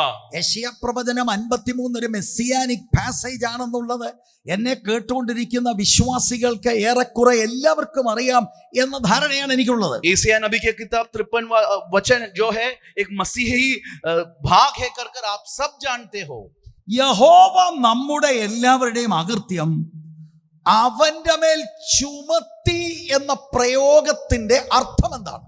इसका अर्थ क्या है? यहोवा ने हम सबों का अधर्म का बोझ उसी पर लाद दिया. लाद दिया मतलब क्या है? ഞാനത് ഏറ്റവും സിമ്പിൾ ആയിട്ട് പറയാൻ मैं താല്പര്യപ്പെടുന്നു. बहुत सरल रूप में मैं कहना चाहूंगा. അതിന്റെ അർത്ഥം इसका अर्थ इतना ही है, മനുഷ്യരാശിയുടെ പാപം കർത്താവിന്റെ മേൽ കണക്കിട്ടു എന്ന് പറയുമ്പോൾ യേശു നമ്മുടെ ജീവിതം ജീവിച്ചതായി വിശുദ്ധനായ ദൈവം കണക്കിടുകയാണ്. यीशु मसीह पर हमारा अपराध लाद दिया मतलब क्या है? जो पवित्र परमेश्वर यीशु मसीह जो पाप से अज्ञात थे उस पर अपना पाप से भरा जीवन उस पर लाद दिया. ഈ സുവിശേഷം നമ്മുടെ കുഞ്ഞുങ്ങൾ കേൾക്കണം. हमारे बच्चे ये सुसमाचार सुनना चाहिए. പ്രധാന വിഷയം ഇതാണ്. मुख्य विषय यही है. അല്ലാതെ സഭായോഗത്തിന് എല്ലാരെയും കൊണ്ട് എനിക്ക് എങ്ങനെങ്കിലും ആവേശഭരിതരാക്കി കൈയടിപ്പിച്ച് ഒരു വൈകാരിക എക്സ്റ്റസിയിലേക്ക് കൊണ്ടുവരുന്നതല്ല. അത് നമ്മൾ എവിടുന്നോ കണ്ടുപിടിച്ച ഒരു സെറ്റപ്പാണ്. പ്രത്യേകിച്ച് പ്രസംഗിക്കാൻ കണ്ടന്റ് ഇല്ലാത്തവന്റെ അഭ്യാസമാണത്. देखिए कलीसिया जब साथ में मिलता है सब लोग को उत्तेजित कर सब लोग से ताली बजाकर सब लोग को एक प्रत्येक रूप से उनके मन को ढालने के लिए हम जो करते हैं, जिसके पास प्रचार करने के लिए बात नहीं है, उसका एक तरह का काम है ये. ധ്യാനിക്കാനും പഠിക്കാനും സമയമെടുക്കാതെ ഞായറാഴ്ച കയറി വന്ന കീബോർഡിന്റെ അകമ്പടിയോടെ ആരാധന അങ്ങ് വളരെ ശക്തമാക്കി നിർത്താൻ ഒക്കാതെ വണ്ണം ആരാധിച്ച് ഒടുവിൽ ദൈവാലോചന പറയാൻ സമയമില്ലാതെ അങ്ങ് ആരാധിച്ചു എന്നാണ് പറയുന്നത്. അതിന്റെ സിമ്പിൾ അർത്ഥം ഇതാണ്: that person was not prepared to share the word. Yesu അങ്ങനെ ചെയ്തിട്ടില്ല, അപ്പോസ്തലന്മാരും അങ്ങനെ ചെയ്തിട്ടില്ല. देखो जब रविवार के दिन हम कलीसिया में आते हैं, हम गीत गाते हैं, सब अच्छा है, लेकिन जब हम गीत और कीबोर्ड की मदद से सब गीत के उस बहक में जाकर सबको भावुक बनाकर सब भावुक होकर समय आगे निकलकर फिर प्रचार करने के लिए समय ही नहीं है बोले, तो इसका मतलब जो कलीसिया का पासवान है उसके पास संदेश नहीं है, इसलिए सबको ताली बजाकर भावुक बना दिया. നമ്മുടെ ടെൻഷനും സ്ട്രെസ് എന്ന് പറയുന്നത് ഈ മുൻപിലിരിക്കുന്ന 50, 100, 150 പേര് വാ ഇന്നത്തെ ആരാധന അല്ലതായിരുന്നു എന്ന് അവരെ കൊണ്ട് പറയിപ്പിക്കുന്ന എന്ത് വേണേ നമ്മൾ ചെയ്യും എന്ന പ്രധാന വിഷയം നമ്മൾ മാറ്റിവെക്കുകയാണ്. देखिए जब हम कलीसिया में आते काफी बार पासवान का यही दिक्कत होता है, उनको एक ही लक्ष्य है कि उनके सामने बैठे 50-100 जन ये कहे आज का सेवकाई, आज का कलीसिया का आराधना बड़ा आशीष था, वो बुलवाने के लिए हम कुछ भी करेंगे. എൻ്റെ പ്രിയപ്പെട്ട കർത്തൃദാസന്മാരെ, സഹോദരി സഹോദരന്മാരെ, പെന്തക്കോസ്ത് സമൂഹം മാനസാന്തരപ്പെട്ട് വചനത്തിലേക്ക് മടങ്ങി വരണം. मेरा यही संदेश है परमेश्वर के दास लोग को और कलीसिया को, हम पेंतकुस्त समूह हम मन फिराकर वचन की ओर लौट आए. നമ്മുടെ മുൻപിൽ ഇരിക്കുന്ന ആളുകൾ രക്ഷിക്കപ്പെടാതെ, രക്ഷിക്കപ്പെടുന്നതിന് അവർ വചനം ഏറ്റെടുക്കണം. വചനം നമ്മൾ പറയുന്നില്ലെങ്കിൽ അവരുടെ രക്തം സംബന്ധിച്ച് നമ്മൾ കുറ്റക്കാരല്ലേ? देखिए, हमारे सामने बैठे लोगों उद्धार पाना है तो वचन सुनना है. वचन सुनने के लिए हम माहौल न बनाए, उन्हें वचन न बताए तो उनका खून हमारे हाथ पर है. ഞാൻ നിങ്ങളോട് ചോദിക്കുന്നു, നിങ്ങളുടെ മക്കളിൽ എത്ര പേര് റിയലി പാപബോധം വന്ന് രക്ഷകനായ യേശുക്രിസ്തുവിന് അവരെ ഭരിക്കണം, ആ ലോർഡ്ഷിപ്പിൽ വന്നിട്ടുണ്ട്? നിങ്ങൾക്ക് എത്ര പേർക്ക് സാക്ഷ്യം പറയാൻ കഴിയും? तुम में से कितने लोग गवाही दे सकते हैं कि मेरा बेटा मेरा बेटी उसको पाप का बोध होकर उसका जीवन का जो स्वामी और नाथ यीशु मसीह है बोलकर उसके जीवन को पूर्ण रूप से परमेश्वर के चरणों में सौंपा है, ऐसा गवाही बोल सकते हो? കല്യാണം കഴിപ്പിക്കുന്നതിന് മുമ്പ് സ്നാനപ്പെടുത്തി കല്യാണം കഴിപ്പിക്കുന്ന കാര്യമല്ല ഞാൻ ഈ പറഞ്ഞത്. विवाह के ब्याह होने से पहले बपतिस्मा देकर जल्दी शादी कराने वाली बात मैं नहीं कर रहा हूं. 15-16 വയസ്സിൽ എന്തെങ്കിലും ഒരു ക്ലാസ് എടുത്തിട്ട് ഇവനെ എങ്ങനെങ്കിലും കൊണ്ട് മുക്കിപ്പൊക്കുന്ന കാര്യമല്ല പറയുന്നത്. എത്ര കുഞ്ഞുങ്ങൾ രക്ഷിക്കപ്പെട്ടിട്ടുണ്ട്? 15 साल में जब सबको मिलाकर कुछ क्लास देकर साथ में सबका बपतिस्मा कर कोई बोध ना हो, इस बात के बारे में नहीं कर रहा हूं. कितने लोग उद्धार पाए हैं? സ്വാഭാവിക മനുഷ്യൻ ദൈവത്തിൽ നിന്ന് അകന്നിരിക്കുകയാണ്. മോനെ, നീ രക്ഷിക്കപ്പെട്ടിട്ടില്ല, നീ പാപിയാണ്, ദൈവത്തിന്റെ കോപമാണ് നിന്റെ മേൽ. And you can show all the religious stuff but God will not accept you എന്ന് കണ്ണിൽ നോക്കിക്കൊണ്ട് പറഞ്ഞിട്ടുണ്ടോ? स्वाभाविक रूप से तू एक पापी है, तू परमेश्वर से दूर है, तू कितना भी आत्मिक चीजें बाहरी रूप से करे लेकिन तू परमेश्वर से दूर होकर परमेश्वर की क्रोध के नीचे है. हम अपने बच्चों को इस सुसमाचार की सत्य बोल रहे हैं क्या? ഈ പുൾപിറ്റിൽ നിന്ന് 1000 പ്രസംഗത്തിൽ കൂടുതൽ ഞാൻ പ്രസംഗിച്ചിട്ടുണ്ട്. इस पुलपिट से मैं 1000 से अधिक प्रचार किया हूं. എല്ലാ പ്രസംഗത്തിനും പ്രത്യേകിച്ച് ഞായറാഴ്ചയിൽ സുവിശേഷം സംബന്ധിച്ച കാര്യത്തിന് വളരെ സ്ഥാനം കൊടുത്തുകൊണ്ട് ഇവിടെ ഇരിക്കുന്ന യൗവനക്കാരുടെ മാതാപിതാക്കളുടെ മുഖം നോക്കാതെ ദൈവത്തിങ്കലേക്ക് നിരപ്പ് പ്രാപിക്കാന്ന് എത്ര ആവർത്തി വർഷങ്ങളായിട്ട് I preach the word. कितने सालों से मैं इसी मंच पर खड़े होकर किसी का मुंह न देखकर किसी का भी किसी से भी कुछ आशा न रखकर माता पिताओं को, बच्चों को, सबको परमेश्वर के पास परमेश्वर से मेल मिलाप कर और सुसमाचार की अहम संदेश हर रविवार हर कलीसिया में मैं कहता हूं. ഇന്ന് വരെ ദൈവത്തിന്റെ കൃപയാൽ ഒറ്റയാളിനെ സുഖിപ്പിക്കാനായിട്ടുള്ള ഒരു അജണ്ടയിൽ ഈ പുൾപിറ്റിൽ ഞാൻ വന്നിട്ടില്ല. एक बार भी इस मंच पे लोगों को खुश करने के लक्ष्य से मैं खड़ा होकर प्रचार नहीं किया हूं. ഇവർ സ്തോത്രകാഴ്ച തന്നാലും തന്നില്ലേലും വിഷയമല്ല. वो धनराशि दे या ना दे मुझे विषय नहीं है. ഇവരെന്നെ കളത്തി പറഞ്ഞാലും ഇകഴ്ത്തി പറഞ്ഞാലും വിഷയമല്ല. वो मुझे ऊंचा उठाए और नीचे बिठाए मुझे विषय नहीं है. I must preach the whole counsel of God. परमेश्वर का संपूर्ण जो योजना है मैं उनसे बांटना जरूरी है. ഇവിടെ ഇരിക്കുന്ന ഒറ്റ കുട്ടികൾ അവർ രക്ഷിക്കപ്പെട്ടില്ലെങ്കിൽ they cannot blame the preacher. इधर बैठे एक भी बच्चा, एक भी व्यक्ति नहीं कह सकता है मैं उद्धार नहीं पाया क्योंकि पासवान ने सुसमाचार नहीं कहा. ദൈവത്തിൽ നിന്ന് പാപക്ഷമ ഏറ്റെടുക്കാതെ അകന്നിരിക്കുന്ന സകല കുട്ടികളും സകല സഹോദരിമാരും സഹോദരന്മാരും ഉപദേശിമാരും they are at rebellion against God. सचमुच मन फिराकर उद्धार पाया नहीं हुआ सब लोग, सब बच्चे, सब माता पिता, सब पासवान लोग परमेश्वर के खिलाफ पाप में है और परमेश्वर के विरोध है. ദൈവം ഈ കാര്യത്തിന്, ഈ പ്രശ്നത്തിന് പരിഹാരം കൊണ്ടുവരാൻ ലോക സ്ഥാപനത്തിന് മുമ്പ് ഒരുക്കിയതാണ് ക്രൂശ്. और इस बात के लिए एक समाधान हो, उसका एक परिहार हो, इसलिए संसार की सृष्टि के पहले हम जैसे परमेश्वर के खिलाफ हुए लोगों को मेल मिलाप करने के लिए क्रूस का योजना का स्थापन किया. അതിനാണ് ദൈവം ദൈവത്തിന്റെ പുത്രനെ ഈ താണഭൂമിയിൽ അയച്ച് മനുഷ്യരുടെ കയ്യിൽ ഏൽപ്പിക്കുന്നത്. ഇത് നമുക്ക് ഏതുമില്ലേ? इसी कारण हमारे उद्धार के लिए, मेल मिलाप होने के लिए पिता परमेश्वर ने अपने पुत्र को अधर्मी लोगों के हाथ में सौंपा. और ये बात हमें कुछ भी नहीं है क्या? ദൈവത്തിങ്കിലേക്കും ക്രിസ്തുവിങ്കിലേക്കും നമ്മളെ അടുപ്പിക്കാത്ത കോൺഫറൻസുകൾ കൊണ്ട് എന്ത് ഗുണം, ബൈബിൾ സ്റ്റഡികൾ കൊണ്ട് എന്ത് ഗുണം, സഭായോഗങ്ങൾ കൊണ്ട് എന്ത് ഗുണം? Let every meeting bring us closer to the cross. Let it be Christ centered. जो हमें परमेश्वर की ओर, मसीह की ओर, क्रूस की ओर निकट न लाता है, ऐसा कॉन्फ्रेंस, ऐसा संघ, ऐसा बाइबल स्टडी, ऐसे किसी भी कलीसिया से क्या फायदा? हर एक कलीसिया में हम परमेश्वर की क्रूस की ओर निकट आए। പാപം അറിയാത്തവനെ പാപമാക്കി, നമ്മുടെ പാപം അവന്റെ മേൽ കണക്കിട്ടു, as if he lived our life.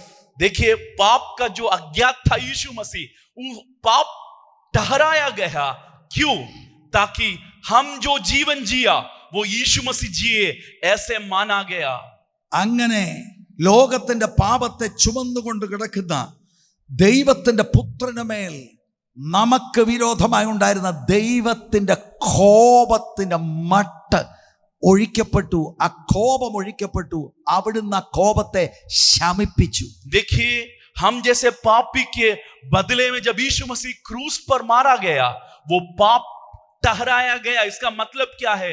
वो पाप जो हमने जिया, किया और बोला और हमारे जीवन में आया, वो पाप उसने किया, ऐसे गिना गया और परमेश्वर का क्रोध उस पर उंडेला गया। ലോകത്തെ മുഴുവനും തന്നോട് നിരപ്പിക്കാനാണ് ഈ വലിയ യാഗമരണം. പക്ഷെ ലോകത്തിൽ എല്ലാവരും രക്ഷിക്കപ്പെടുന്നില്ലെന്ന് നമുക്കറിയാം. हम सब जानते हैं कि संसार को अपने साथ मेल मिलाप करने यीशु मसीह बलिदान हुआ, लेकिन संसार में सब लोग उद्धार नहीं पा रहे हैं। ഈ വലിയ ദൈവപ്രവൃത്തിയിൽ വിശ്വസിക്കുന്നവരെയാണ് ദൈവം നീതീകരിക്കുന്നത്. इस बड़े परमेश्वर के क्रिया में विश्वास करने वालों को परमेश्वर उनके साथ मेल मिलाप कर रहा है। വിശ്വാസത്താലാണ് നീതീകരണം. विश्वास के द्वारा है धार्मिकता। അതിന്റെ അർത്ഥം വിശ്വസിക്കുന്ന വ്യക്തികളെ ദൈവം കുറ്റവിമുക്തരാക്കി പ്രഖ്യാപിക്കുകയാണ്. देखिए, जब एक व्यक्ति यीशु मसीह के इस बलिदान पर विश्वास करता है, उसे बिना गुनाह वाले व्यक्ति जैसे स्थापित करता है। ഒരു പ്രവൃത്തികൾ കൊണ്ടല്ല, कोई काम उसने नहीं किया।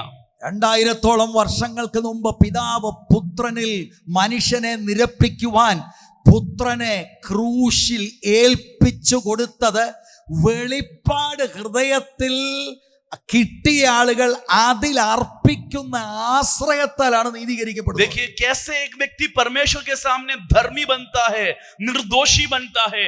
ये जो 2000 साल पहले बलिदान में मेरा पाप यीशु मसीह ने अपने ऊपर लेकर उसकी दंड सह लिया, ऐसे जैसे मैं विश्वास करता हूं प्रकाशन के द्वारा मैं निर्दोषी ठहराया जाता हूं। റോമാലേഖനം 3-ാം അധ്യായം 21-ാം വാക്യം. रोमियो की पत्रिका 3 का 21वां वचन। ഇപ്പോഴോ ദൈവത്തിന്റെ നീതി വിശ്വസിക്കുന്ന എല്ലാവർക്കും യേശുക്രിസ്തുവിങ്കലെ വിശ്വാസത്താലുള്ള ദൈവനീതി തന്നെ ന്യായപ്രമാണം കൂടാതെ വെളിപ്പെട്ടു വന്നിരിക്കുന്നു. അതിന് ന്യായപ്രമാണവും പ്രവാചകന്മാരും സാക്ഷ്യം പറയുന്നു. देखिए, रोमियो का अध्याय 3 अध्याय 21वां वचन। परंतु अब व्यवस्था से अलग परमेश्वर की वह धार्मिकता प्रकट हुई है जिसकी गवाही व्यवस्था और भविष्यवक्ताओं देते हैं, अर्थात परमेश्वर की वह धार्मिकता जो यीशु मसीह पर विश्वास करने से सब विश्वास करने वालों के लिए है, क्योंकि कुछ भेद नहीं है। ന്യായപ്രമാണമെല്ലാം അനുസരിച്ചല്ല ദൈവം എന്നെ നീതീകരിക്കുന്നത്. അതിന്റെ അർത്ഥം ദൈവം എന്നെ സ്വീകരിക്കുന്നത് ന്യായപ്രമാണം അനുസരിച്ചല്ല. देखिए, एक बात आप सब समझना है, हम सब समझना है कि व्यवस्था का पालन करने से नहीं परमेश्वर हमें स्वीकार करता है। എന്നാൽ ന്യായപ്രമാണം തന്നെ സാക്ഷ്യം പറയുന്നത് വിശുദ്ധനായ ദൈവം പാപിയായി എന്നെ സ്വീകരിക്കാൻ കാരണം ഞാൻ യേശുക്രിസ്തുവിൽ അർപ്പിച്ച വിശ്വാസത്താലാണ്. देखिए, व्यवस्था के पालन से उद्धार नहीं है, लेकिन व्यवस्था ही इस बात का गवाही देता है कि मेरा उद्धार यीशु मसीह के बलिदान पर जो विश्वास और आसरा में रखता हूं, उससे मेरा उद्धार होता है। എഫേസ്യ ലേഖനം एफेसियों की पत्रिका അതിന്റെ 2-ാം അധ്യായം उसका 2रा अध्याय 8 മുതൽ ഉള്ള വാക്യങ്ങൾ ഞാൻ വായിക്കാം. उसका 8वां वचन से लेकर मैं पढ़ता हूं। വളരെ പരിചയമുള്ള വാക്യങ്ങൾ. हम सब जानते हैं കൃപയാലല്ലോ നിങ്ങൾ വിശ്വാസം മൂലം രക്ഷിക്കപ്പെട്ടിരിക്കുന്നത്. അതിന് നിങ്ങൾ കാരണമല്ല, ദൈവത്തിന്റെ ദാനമത്രയാകുന്നു. ആരും പ്രശംസിക്കാതിരിപ്പാൻ പ്രവൃത്തികളും കാരണമല്ല. നമ്മുടെ എല്ലാവരുടെയും പ്രവൃത്തി ദൈവസന്നിധിയിൽ കറ പുരണ്ട തുണി പോലെയുള്ളൂ. देखिए 8वां वचन में, क्योंकि विश्वास के द्वारा अनुग्रह ही से तुम्हारा उद्धार हुआ है, और यह तुम्हारी ओर से नहीं वरन परमेश्वर का दान है, और नो कर्मों के कारण, ऐसा ना ही कि कोई घमंड करे. हमारी कोई कर्म से परमेश्वर प्रसन्न नहीं हो सकता है. ചാരിറ്റി പ്രവർത്തനത്തിന് പണം കൊടുത്തത് കൊണ്ട് സ്വർഗത്തിൽ പോകത്തില്ല പ്രിയരെ. हम किसी भी दान धर्म की क्रिया के लिए धन दे, हम स्वर्ग में नहीं जाएंगे. 10 സാധുക്കളെ വിവാഹം കഴിപ്പിച്ച് കൊടുത്തത് കൊണ്ടല്ല സ്വർഗത്തിൽ പോകുന്നത്. 10 गरीब लड़कियों का ब्याह करने के लिए हमने पैसा दिया, इसलिए हम स्वर्ग नहीं जाएंगे. നാണയത്തിന്റെ മറുവശം നീതീകരിക്കപ്പെട്ടവൻ ഈ സൽപ്രവൃത്തി വേണം. दूसरी बात, सिक्के की दूसरी पहलू, जिसका धार्मिकता हो गया है, धर्मी ठहराया गया है, वो अच्छे काम करना है. പിതാവാം ദൈവം പുത്രനെ ക്രൂശിതനാകുവാൻ ഏൽപ്പിച്ചു കൊടുത്തത് അവിടുന്ന് ഈ പാപമെന്ന സമസ്യയ്ക്ക് അവിടുന്ന് ഒരു പരിഹാരം കൊണ്ടുവന്നു. നമ്മുടെ പാപം കർത്താവിന്റെ മണ്ടയ്ക്ക് ചുമത്തി. देखिए, നമുക്ക് കിട്ടേണ്ട കോപം കർത്താവിന്റെ മേൽ ചൊരിഞ്ഞു. നമ്മുടെ ശിക്ഷ അവൻ വഹിച്ചു. ഇത് വചനത്തിൽ നിന്ന് ബോധ്യമായി അതിൽ അർപ്പിക്കുന്ന ആശ്രയത്താൽ പിതാവാം ദൈവം, വിശുദ്ധനായ ദൈവം നമ്മെ കുറ്റവിമുക്തരാക്കി പ്രഖ്യാപിക്കുകയാണ്. देखिए, परमेश्वर यीशु मसीह पाप ठहरा गया. मतलब क्या? हमारा पाप उस पर डाला गया, उसका दंड उसको दिया, और उसके कारण, उसके मृत्यु के कारण, बलिदान के कारण उस पर जो विश्वास करे, इस बलिदान को वचन से समझकर उस पर आसरा रखे, उसे परमेश्वर धर्मी बनाता है. ഇതൊരു പുതിയ ഉപദേശമൊന്നുമല്ല, ഇത് പഴയ നിയമത്തിലെ ഇത് തന്നെയാണ് ഉപദേശം. ये नया शिक्षण नहीं है, पुराना नियम से ये बात सरल हम देखते हैं. പഴയ നിയമഭക്തനായിരിക്കുന്ന അബ്രഹാമിന്റെ ചരിത്രമെടുത്ത് പൗലോസ് റോമർക്ക് ലേഖനം എഴുതുമ്പോൾ 4-ാം അധ്യായത്തിൽ അബ്രഹാം വിശ്വാസത്താലാണ് നീതീകരിക്കപ്പെട്ടത്.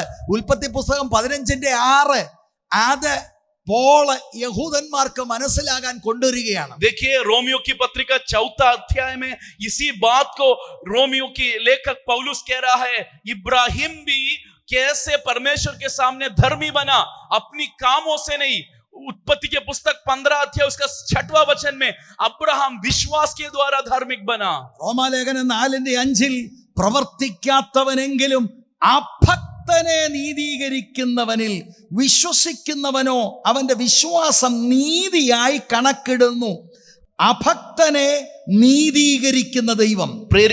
रोमियो का पत्रिका 4 का 5वां वचन, परंतु जो काम नहीं करता वरन भक्तिहीन के धर्मी ठहराने वाले पर विश्वास करता है, उसका विश्वास उसके लिए ധാർമ്മികത गिना जाता है. ഇന്ന് രാത്രിയിൽ ഈ വചനം കേട്ടുകൊണ്ടിരിക്കുന്ന യൗവനക്കാർത്തികൾ, യൗവനക്കാർ, എല്ലാ സഹോദരി സഹോദരന്മാർ, പെന്തക്കോസ്തല്ല നമ്മളെ വിടുവിക്കുന്നത്.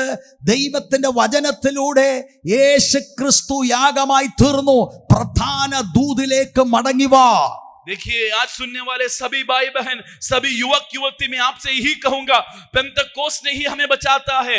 इस सच यीशु मसीह हमारे लिए क्या हुआ, इस सच को ग्रहण करने से ही हमारा उद्धार सच होगा. ലോക്കൽ സഭയിൽ സെക്രട്ടറി ആകുന്നതും ട്രഷറർ ആകുന്നതുമല്ല ദൈവം മാനിച്ചത് യേശു ക്രിസ്തുവിൽ ദൈവത്തിന്റെ സ്നേഹം നമുക്ക് കാണാം. ക്രിസ്തുവിനെ നാം ഏറ്റെടുക്കുമ്പോൾ, വിശ്വസിക്കുമ്പോൾ നമ്മുടെ ഉള്ളിൽ ദൈവം ദൈവത്തിന്റെ ആത്മാവിനെ തരുന്നു. അതിനപ്പുറത്തൊരു മാന്യത ഇല്ല പ്രിയരെ. दुनिया में या कलीसिया में आदर किसी सेक्रेटरी बनना, किसी प्रथम स्थान लेना नहीं है. सबसे बड़ा आदर पापी मनुष्य जो मैं था, मुझ जैसे पापी पर परमेश्वर ने दया किया, अपनी पुत्र की बलिदान से मुझे छुड़ाया और अपनी आत्मा को मेरे अंदर डाल दिया. इससे बड़ा आदर कुछ नहीं है. ദൈവത്തിൽ നിന്ന് മനുഷ്യൻ അകന്നുപോയി, परमेश्वर से मनुष्य दूर हो गया. ഇന്നും അതിന് പരിഹാരം ഏറ്റെടുക്കാത്ത സകല ആളുകളും പാപികളാണ്, ദൈവത്തിന്റെ കോപത്തിന്റെ കീഴിലാണ്. അവർ നിത്യനാശത്തിലേക്ക് പോയിക്കൊണ്ടിരിക്കുകയാണ് എന്നതാണ് ബൈബിൾ മുന്നോട്ട് വെക്കുന്ന പ്രമേയം. बाइबल का संदेश क्या है? जो जो पाप किया और इस परमेश्वर की योजना को ना समझ रहे हैं, वो अंधकार में है, वो नाश की ओर जा रहे हैं, वो पापी है और उनके ऊपर परमेश्वर का क्रोध है. ഇത് കൈ സ്പീഡിലിട്ട് അടിച്ചാലോ താളം തെറ്റി അടിച്ചാലോ ഒന്നും പോകുന്ന വിഷയമല്ല. പിതാവാം ദൈവം പുത്രനെ ഏൽപ്പിക്കാൻ കാരണമെന്ത് നമ്മുടെ ആത്മരക്ഷയാണ്. അത് ഗൗരവമുള്ള ദൂതാണ്. ताली जोर से बजाने से या कुछ हल्ला मचाने से हमारा उद्धार नहीं होगा. इस सच को समझकर पिता परमेश्वर ने हमारी उद्धार के लिए किया हुआ पुत्र का सौंपने का एक काम हमें ग्रहण होना जरूरी है. രോഗശമനം വന്നത് നല്ലതാണ്, ഭൂതം പോയത് നല്ലതാണ്, കാറ് മേടിച്ചാൽ ദൈവം അനുവദിച്ചെങ്കിൽ നല്ലതാണ്. ഇതൊന്നും സ്വർഗത്തിലെത്തിക്കത്തില്ല. ഇതെല്ലാം ഭൂമിയിലെ കാര്യമാണ്. നിത്യത മുഴുവനും വിശുദ്ധനായ ദൈവത്തോടു കൂടി സ്ഥിരമായ ഒരു നിത്യത മുഴുവൻ താമസിക്കണമെങ്കിൽ പിതാവാം ദൈവം വെച്ച വഴി യേശു ക്രിസ്തുവാണ്. യേശുവിൽ വിശ്വസിക്കുന്നവരെയാണ് പിതാവാം ദൈവം നീതീകരിക്കുന്നത്. चंगाई अच्छी बात है, छुटकारा अच्छा बात है, कुछ गाड़ी लिया अच्छी बात है, लेकिन ये हमें स्वर्ग नहीं ले जाएगा. अनंत पवित्र परमेश्वर के साथ युगान युग राज करना है, साथ रहना है, तो हमारा पाप का समाधान होकर परमेश्वर से मेल मिलाप हो. ये अहम बात है. ഭവിഷ്യവാണി വരുന്നവൻ പറയുന്ന ഈ ലോകരാജ്യങ്ങൾ കറങ്ങാൻ പോവാണെന്ന്. ഇതൊന്നും കേട്ടുകൊണ്ടിരിക്കല്ലേ. ലോകരാജ്യം നീ കറങ്ങിയാലും ലോകരാജ്യത്തിൽ എവിടെങ്കിലും PR കിട്ടിയാലും ഇതൊന്നും സ്വർഗത്തിൽ എത്തിക്കത്തില്ല.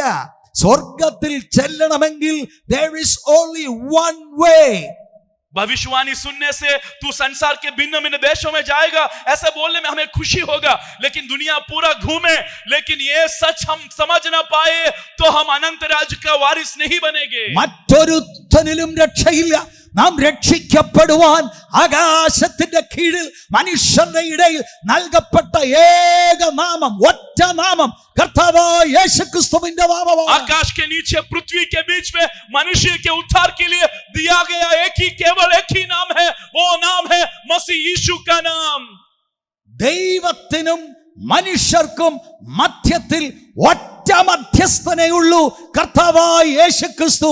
परमेश्वर और मनुष्य के बीच में एक ही बिछुआ है, वो परमेश्वर यीशु मसीह है. ബിസിനസ്സിൽ ലോട്ടറി അടിച്ച് ഇഷ്ടം പോലെ പണമുള്ളത് ദൈവാനുഗ്രഹമായി തെറ്റിദ്ധരിക്കരുത്. കർത്താവായ യേശുക്രിസ്തുവിന്റെ കാൽവറി മരണം ഏറ്റെടുത്തിട്ടില്ല എങ്കിൽ you will end up in hell. आपके कारोबार में बड़ा धन मिलकर आप बड़ा लखपति या करोड़पति बने, ये आशीष है, ऐसे समझना ही नहीं. अगर आप यीशु मसीह के बलिदान का अर्थ समझकर उस पर आसरा न डाले तो आप भी नरक जाओगे. ഭാരതത്തിലെ ഏറ്റവും വലിയ പണക്കാരൻ ബെന്തിക്കോസുകാരനല്ല. भारत का सबसे बड़ा अमीर व्यक्ति पेंतिकोस नहीं है. പുള്ളി 40 ഇരുന്ന് കെട്ടുപൊട്ടിച്ചതൊന്നുമല്ല. वो 40 दिन बैठकर सारी बंधन तोड़कर पैसा बनाया नहीं. കമ്പോളത്തിൽ ചരക്കിറക്കാനായി അറിയാം. उसे कारोबार करना मालूम है. അയാളുടെ അടുത്ത് എന്നാണ് അയാൾക്കൂടെ ഇത്ര ഏതാണ്ട് ഉണ്ട് എന്ന് പറയുന്ന പുള്ളി പറയുന്നത്, ഓ കർത്താവ് മാനിച്ചിരിക്കുകയാണ്. उसके सामने कुछ बोलने नहीं है हमारे पास और हम बोलते हैं परमेश्वर ने मेरा आदर किया. ഇനിയും ദൈവം ചിലർക്ക് ചിലത് അനുവദിച്ചെന്നിരിക്കട്ടെ. किसी को परमेश्वर ने कुछ धन दिया है तो ठीक है. ആത്യന്തിക അനുഗ്രഹം ഓൺ ദ ക്രോസ്. सबसे बड़ा आशीष वो कुछ नहीं है, क्रूस का बलिदान है. അതാണ് യേശു ശിഷ്യന്മാരോട് പറഞ്ഞ ശ്രദ്ധിച്ചു കേൾക്ക. इसलिए यीशु मसीह चेलों से कह रहे हैं कान खोलकर सुनो. ഇത് ശ്രദ്ധിക്ക. एक कान खोलकर सुनने वाली बात है. ഡിസ്ട്രാക്റ്റഡ് ആകാൻ പോവുകയാണ് അവര്. मन भटक जा रहे हैं उनका. അവരെ മടക്കി പ്രധാന കാര്യത്തിലേക്ക് വെക്കുകയാണ്. उन्हें साथ लेकर बड़ी अहम बात की और उनका मन को ले रहे हैं. പാപം അറിയാത്തവനെ जो पाप न जानता है പാപമാക്കി पाप ठहराया गया തന്നിൽ വിശ്വസിക്കുന്നത് നിമിത്തം और उस पे विश्वास करने से ക്രിസ്തുവിൽ അർപ്പിക്കുന്ന വിശ്വാസത്താൽ मसीह में दिया गया वो विश्वास के कारण പാപക്ഷമ കിട്ടുന്നു. पाप से क्षमा मिलती है. നമ്മെ വിമുക്തരാക്കി വിശുദ്ധനായ ദൈവം പ്രഖ്യാപിക്കുന്നു. पवित्र परमेश्वर हमें निर्दोषी ठहराया. അത് മാത്രമല്ല, वही नहीं, യേശുക്രിസ്തുവിന്റെ നീതി നമുക്ക് സൗജന്യമായി കണക്കിടുന്നു. यीशु मसीह का धार्मिकता मुफ्त में हम पर लागू कर दिया. സുവിശേഷം അപാരമാണ്. सुसमाचार अचंबा है. പ്രായച്ചിത്ത മരണം അതോർത്ത് നമുക്ക് ദൈവത്തിന് സ്തോത്രം ചെയ്യാം. प्रायश्चित मृत्यु के लिए धन्यवाद करें.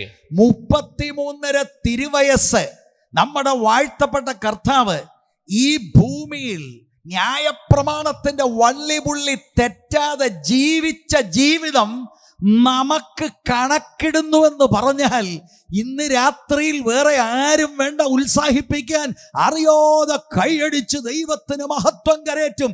നമ്മൾ ജീവിച്ചതല്ല, കണക്കിടുകയാണത്. देखिए, हमको उत्तेजित करने किसी का जरूरत नहीं. ये सच एक बार आप समझ जाए, हम पापी थे और हमें परमेश्वर के सामने खड़ा होने का कोई योग्यता नहीं, लेकिन 33.5 साल पाप के बिना यीशु मसीह ने जो जीवन दिया, वो जीवन हम पर लाद दिया और हमें धर्मी ठहराया. यीशु मसीह के धार्मिकता से हमें लपेट लिया. ये सुने, ये सच समझे, हम आत्मा में आनंद करेंगे. മനുഷ്യപുത്രൻ മനുഷ്യരുടെ കയ്യിൽ ഏൽപ്പിക്കപ്പെടാൻ പോകുന്നു. मनुष्य का पुत्र मनुष्य के हाथों में पकड़वाने जा रहा है. ആരാണ് ഏൽപ്പിച്ചത്? कौन पकड़वाया? ആത്യന്തികമായി പിതാവാം ദൈവം. पिता परमेश्वर ने पकड़वाया. എന്തിനേൽപ്പിച്ചു? क्यों पकड़वाया? മനുഷ്യന്റെ പ്രധാന പ്രശ്നം പാപമാണ്. मनुष्य का मुख्य प्रश्न पाप है. അകന്നുപോയ മനുഷ്യനെ ദൈവത്തിങ്കിലേക്ക് നിരപ്പിക്കുവാൻ പാപം അറിയാത്തവന്റെ മേൽ ചുമത്തി. परमेश्वर से दूर हुआ मनुष्य को साथ में मेल मिलाप करने के लिए पाप से अज्ञात जो यीशु मसीह था, उस पर अपना पाप उंडेला गया. പാപം അറിയാത്തവനെ നാം അവനിൽ ദൈവത്തിന്റെ നീതിയാകേണ്ടതിന് അവൻ നമുക്ക് വേണ്ടി പാപം ആക്കി. देखिए, 2 कोरिन्थी 5:21 में जो पाप से अज्ञात था उसे पाप ठहराया गया ताकि उसमें हम परमेश्वर की धार्मिकता बने. 45 വാക്യം ലൂക്കോസ് 9:45. 45वां वचन, लूका 9 का 45वां वचन. ഇത്രയും പ്രധാനപ്പെട്ട ഈ ഒരു മെസ്സേജിനോടുള്ള ശിഷ്യന്മാരുടെ പ്രതികരണം, इतनी अहम संदेश, यीशु मसीह का सबसे मुख्य संदेश की ओर चेलों का प्रतिकरण देखिए इस 45वां वचन में. 4 കാര്യങ്ങൾ നോട്ട് ചെയ്യണം. वहां 4 बात हमें दिखाई देता है. ആ വാക്ക് 1 അവർ ഗ്രഹിച്ചില്ല, 2 അത് തിരിച്ചറിയാതെ വണ്ണം അവർക്ക്, 3 അവർക്ക് മറഞ്ഞിരുന്നു, 4 ആ വാക്ക് സംബന്ധിച്ച് അവനോട് ചോദിപ്പാൻ അവർ ശങ്കിച്ചു. 4 बात जरा ध्यान से देखिए 45वां वचन में. पहली बात, उस बात को न समझते थे. दूसरी बात, उनसे छिपी रही थी. तीसरी बात, उसे जानने न पाए. चौथी बात, इस बात के विषय में उसे पूछने से डरते थे. വേറൊരു വേദഭാഗത്തിൽ എഴുതിയിട്ടുണ്ട്, അവർക്ക് ഒത്തിരി വിഷമമായി പോയി ഇത് കേട്ടെന്ന്. दूसरे एक भाग में हम ऐसे पढ़ते हैं, ये सुनकर उन्हें बहुत दुख हुआ. ഇതിന്റെ ആഴങ്ങൾ എന്തുകൊണ്ട് അവർ ചോദിച്ചില്ല? इन्होंने क्यों नहीं पूछा?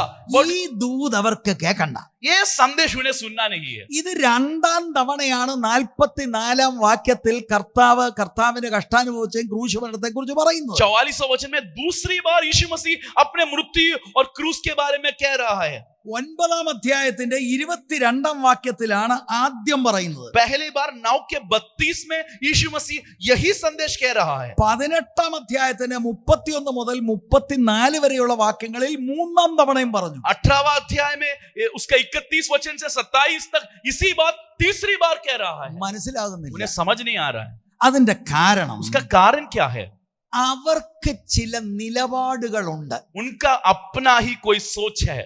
ആ നിലപാടുകൾ അവരുടെ ചില മുൻധാരണകൾ കൊണ്ടുണ്ടായതാണ്. उनकी पुरानी फहमियों, सोच के कारण, उनकी संकल्प के कारण उन्हें यह समझ नहीं आ रहा. മരിക്കുന്ന ഒരു മെസ്സിയായുടെ കാഴ്ചപ്പാടല്ല അവർക്ക്. उनको मरने वाला एक मसीहा उनके पल्ले नहीं पड़ रहा है. അക്ഷരീകമായ ദൈവരാജ്യം ഭൂമിയിൽ അന്നേരം സ്ഥാപിക്കുന്ന ഒരു മെസ്സിയയുടെ കാഴ്ചപ്പാടാണ്. उनको अक्षरिक राज्य का स्थापना करने वाला एक मसीहा का संकल्प है. വേദശാസ്ത്രം തെറ്റിപ്പോയത് കൊണ്ടാണ് അവർക്ക് വേണ്ട നിലയിൽ കർത്താവ് നേരിട്ട് പറയുന്ന വാക്കുകൾ മനസ്സിലാകാതിരിക്കുന്നത്. जो परमेश्वरी शास्त्र में उनका जो गलत फहमी है, इस कारण यीशु मसीह जो सीधा सीधा बोल रहे हैं, वो संदेश उन्हें समझ नहीं आ रहा. ഭൂതത്തെ പുറത്താക്കാൻ കഴിയാതിരുന്നപ്പോൾ അവര് ചോദിച്ചു, ഇതെന്താ ഞങ്ങളെ കൊണ്ടൊക്കാതെ? जब दुष्टात्माओं को बाहर नहीं कर पा रहे, उन्होंने पूछा क्यों हमसे ये नहीं हुआ? വിതയ്ക്കുന്നവന്റെ ഉപമ കേട്ടിട്ട് അതിന്റെ അർത്ഥം അവർ കർത്താവിനോട് സ്വകാര്യമായി ചോദിച്ചു. बोने वाले की उस कहानी सुनकर उन्होंने बाद में जाकर यीशु मसीह से पूछा इसका अर्थ क्या है। ചോദിച്ചാലൊന്നും കർത്താവ് ശാസിക്കത്തില്ല. वो जब प्रश्न पूछे यीशु मसीह से नहीं, उन्हें नहीं डांटेगा। കർത്താവ് അവർക്ക് മനസ്സിലാകുന്ന നിലയിൽ അത് എക്സ്പ്ലെയിൻ ചെയ്ത് കൊടുക്കും. उनको समझने वाले तरीका में परमेश्वर बता के देगा। പക്ഷെ ഇവർക്ക് പേടിയായിരുന്നു ഇത് ചോദിക്കാൻ. लेकिन उन्हें पूछने से वो डर रहे हैं। ഇതാണ് നമ്മൾ ഗ്രഹിക്കേണ്ട പ്രധാനപ്പെട്ട ഒരു വിഷയം. यहाँ समझने वाली अहम बात यही है। 1 കൊരിന്ത്യർ ലേഖനം 1:23 1 कोरिन्थी 1:23 वचन में ഞങ്ങളോ ക്രൂശിക്കപ്പെട്ട ക്രിസ്തുവിനെ പ്രസംഗിക്കുന്നു, യഹൂദന്മാർക്ക് ഇടർച്ചയും. देखिए, हम तो क्रूशित मसीह यीशु का प्रचार करते हैं और ये यहूदी लोगों के लिए एक बड़ा रुकावट है। ജൂതന്മാർക്ക് മരിക്കുന്ന ഒരു മെഷിയ തീർത്തും മനസ്സിലാക്കാൻ കഴിയാത്തതും അത് സ്വീകാര്യവുമല്ല. यहूदियों के मन में ये एक ठोकर का कारण है, क्योंकि वो कभी नहीं समझ सकते क्यों मसीहा मरना चाहिए। ഗലീലയിൽ മുഴുവനും നടന്ന അത്ഭുതങ്ങളും അടയാളങ്ങൾ നടക്കുന്നു, ഭൂതത്തെ പുറത്താക്കുന്നു, ദൈവരാജ്യം പ്രസംഗിക്കുന്നു. ഇപ്പോൾ ഈ കോണ്ടെക്സ്റ്റിൽ കടുങ്കട്ടിയായി നിൽക്കുന്ന ഭൂതത്തെയും കർത്താവ് പുറത്താക്കിയപ്പോൾ മെസ്സിയാനിക് അവരുടെ ആ തീവ്രത, ആ മെസ്സിയാനിക് എക്സ്പെക്ടേഷൻസ് അങ്ങ് ഹൈറ്റൻഡ് ആയി നിൽക്കുകയാണ്. देखिए, गलीले की ये सार्वजनिक सेवकाई में यीशु मसीह चंगाई दे रहे हैं, बड़े बड़े अद्भुत काम कर रहे हैं। इस कारण उनकी प्रतीक्षा, मसीहाई प्रतीक्षा बढ़ गया। അവർക്ക് മനസ്സിലാകുന്നില്ല. उनको बात समझ नहीं आ रहा है। അതിന്റെ വെളിച്ചത്തിലാണ് കർത്താവ് പറയുന്നത്, ഇതൊന്ന് കേക്ക്. इसी कारण यीशु बार बार एक और बार कह रहा है, ये बात कान खोलकर सुन। യേശുവിനെ അനുഗമിച്ചാൽ ഇവിടെ ഏതാണ്ടൊക്കെ വലിയ സംഭവമാകും, ഇവിടെ ഏതാണ്ടൊക്കെ കിട്ടുമെന്നും കണ്ട ഒത്തിരി എണ്ണം ഇതിന്റെ കൂടെ കൂടിയിരിക്കുന്നു. काफी लोग इस बात में जुड़ गए हैं, ये सोचकर यीशु मसीह के बाद साथ जाने से हमें इस संसार में बड़े बड़े चीज मिलेगा। അപ്പം തിന്നാൻ വന്നവർ അടുത്ത ദിവസവും അപ്പം തിന്നാൻ വന്ന് അന്ന് അപ്പം കിട്ടിയില്ല, ആയിരക്കണക്കിന് ആളുകൾ യേശുവിനെ വിട്ടേച്ച് പോയെന്നാ വേദവസം പറയുന്നത്. हम वचन में ऐसे पढ़ते हैं, रोटी खाने जो आए, पहला दिन रोटी मिला, दूसरा दिन जब यीशु मसीह रोटी देने से इनकार किया, हजारों लोग यीशु को छोड़कर गए। ആദ്യത്തെ വരവിങ്കൽ യേശു അവരോട് ആവർത്തിച്ച് പറയുന്നത് പാപത്തിന് പരിഹാരമായ ക്രൂശ് മരണമാ. പക്ഷേ അവർക്ക് അത് മനസ്സിലാകും. यीशु मसीह अपने पहले आगमन में अपने मृत्यु और बलिदान पाप के खातिर जो है उसके बारे में बार बार कहा, लेकिन उन्हें कुछ समझ नहीं आया। ഞാൻ ഇനിയും പറയാൻ പോകുന്ന ചില കാര്യങ്ങൾ നിങ്ങൾ ദയവായിട്ട് ശ്രദ്ധിക്കണം. വളരെ പരിമിതമായ സമയമാണെങ്കിലും പെട്ടെന്ന് പറയാൻ मैं താല്പര്യപ്പെടുന്നു. जो अभी आखिर में कहने वाली इस अहम बात को जरा ध्यान से सुने। ക്രൂശിന്റെ സന്ദേശം മനസ്സിലാകുന്നില്ലെങ്കിൽ, क्रूस का संदेश हम ना समझे तो, യേശുവിന്റെ മരണ അടക്ക ഉയർത്തെഴുന്നേൽപ്പിന്റെ ഗൗരവം ഒരുത്തൻ തിരിച്ചറിയുന്നില്ലെങ്കിൽ, यीशु का मृत्यु और गाड़े जाने जी उठने का जो प्राधान्य बात न समझे तो, ശിഷ്യന്മാർക്ക് ഉയർത്തെഴുന്നേൽക്കുമെന്നൊന്നുമുള്ള വിചാരം അവർക്കില്ല. ये शिष्यों को चेलो नहीं जानते कि यीशु मसीह जी उठेगा। അതൊക്കെ കർത്താവ് ഉയർത്തെഴുന്നേറ്റ് കഴിഞ്ഞ് അവരെ പഠിപ്പിച്ച് അവർക്ക് ആ വിശ്വാസം വരുന്നതാണ്. ओ यीशु मसीह जी उठ के बाद यीशु मसीह उनको शिक्षण देके उन्हें वो बात समझा।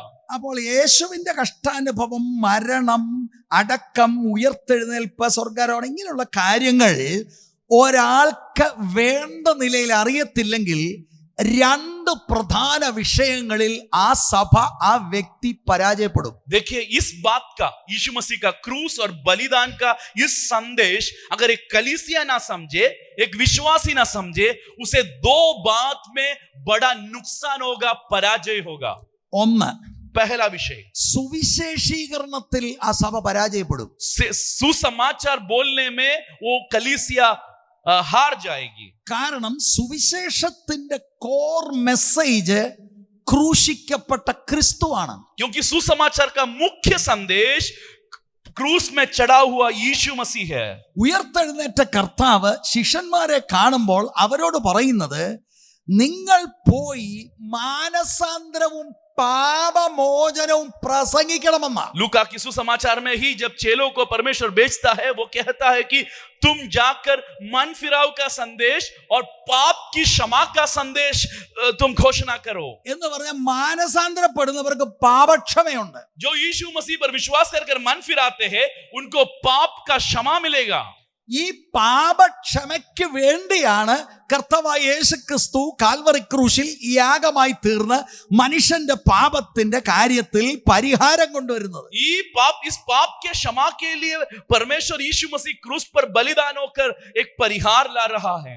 ആ വിഷയം അറിയാവുന്നവർക്കാണ്, ദൂത് മനസ്സിലായവർക്കാണ് ലൂക്കോസ് 24:47 ഉയരത്തിലെ ശക്തി വാഗ്ദത്തം ചെയ്തിരിക്കുന്നത്. देखिए, इस संदेश समझने वालों को परमेश्वर यीशु मसीह देने वाला वायदा है.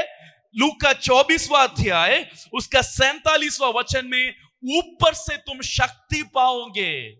കുറെ ആളുകളെ ഈ ഫേമസ് ആയിട്ടുള്ളവർ ഈ അടുത്ത കാലത്ത് പറയുന്നത് പ്രസംഗമല്ല ബ്രദറെ വേണ്ടത്, നമുക്ക് അഭിഷേകമാണ് വേണ്ടത്. आजकल काफी श्रेष्ठ लोग जो अपने आप को श्रेष्ठ समझते वो कहते हैं हमें प्रचार नहीं चाहिए, हमें शक्ति और अभिषेक चाहिए. അത് ക്രിസ്തുവിന്റെ ആത്മാവല്ലെന്ന് ഞാൻ തീർത്തു പറയും. वो यीशु मसीह का आत्मा नहीं है, मैं खुला खुला कहता हूं. അതിന്റെ കാരണം उसका कारण ലൂക്കോസിന്റെ സുവിശേഷം 24 നിങ്ങൾ ശ്രദ്ധിക്കുക. लूका की सुसमाचार 24वां अध्याय में आप ध्यान दीजिए. എന്റെ പ്രിയപ്പെട്ടവരെ, യേശുവിനേക്കാൾ വലുതാകാൻ ആരും ശ്രമിക്കരുത്. कोई भी यीशु मसीह से बड़ा न बने. ആരെങ്കിലും എന്തെങ്കിലും വിളിച്ചു പറയുന്നത് വചനവുമായിട്ടുള്ള ബന്ധത്തിൽ അതിനെ ഒന്ന് പരിശോധിച്ചിട്ടേ സ്വീകരിക്കാവൂ. कोई भी किसी भी बात कहे तो वचन से मेल मिलाव है क्या देखकर उसे स्वीकार करे. നിങ്ങൾ ഞാൻ വായിക്കുന്ന വാക്യങ്ങൾ ശ്രദ്ധിച്ച് കേൾക്കണം. ഞാൻ ഇന്നലെ വായിച്ചതാണെന്നാണ് എന്റെ ഓർമ്മ. हम एक वचन पढ़ रहे, हमने कल पढ़ा, ऐसे मैं सोचता हूँ एक और बार पढ़ रहा हूँ. ഉയർത്തെഴുന്നേറ്റ കർത്താവ് കൺഫ്യൂസ്ഡ് ആയിട്ടിരിക്കുന്ന ശിഷ്യന്മാർക്ക് ബൈബിൾ സ്റ്റഡി എടുക്കുകയാണ്. देखिए, जी उठाओ यीशु मसीह मन में आशंका है ऐसे चेलों को एक बाइबल स्टडी दे रहा है. 44 വാക്യം മുതൽ देखिए, हम 44वां वचन से पढ़ रहे हैं. യേശു എന്തിനാണ് ക്രൂശിക്കപ്പെടുന്നത്? യേശു ഉയർത്തെഴുന്നേൽക്കുമെന്ന് ഉള്ളതിനെ കുറിച്ച് ഉറപ്പില്ലാതിരിക്കുന്ന, വിശ്വാസമില്ലാതിരിക്കുന്ന ആളുകളോടാണ് യേശു പറയുന്നത്. चंचल चेलों से जिनका विश्वास बहक गया है, उनसे यीशु मसीह कह रहा है क्यों मैं मारा गया. പിന്നെ അവൻ അവരോട്, ഇതാകുന്നു നിങ്ങളോട് കൂടെ ഇരിക്കുമ്പോൾ ഞാൻ പറഞ്ഞ വാക്ക്. जब मैं तुम्हारे साथ था, ये वचन मैंने तुमसे कहा. ലൂക്കോസിന്റെ സുവിശേഷത്തിൽ ഞാൻ പറഞ്ഞില്ലേ, ആവർത്തിച്ച് കർത്താവ് ഈ പ്രധാനപ്പെട്ട മെസ്സേജ് പറഞ്ഞ് അവർക്ക് മനസ്സിലാകുന്നില്ല. बार बार यीशु मसीह इस प्रथम संदेश ही कह रहे हैं.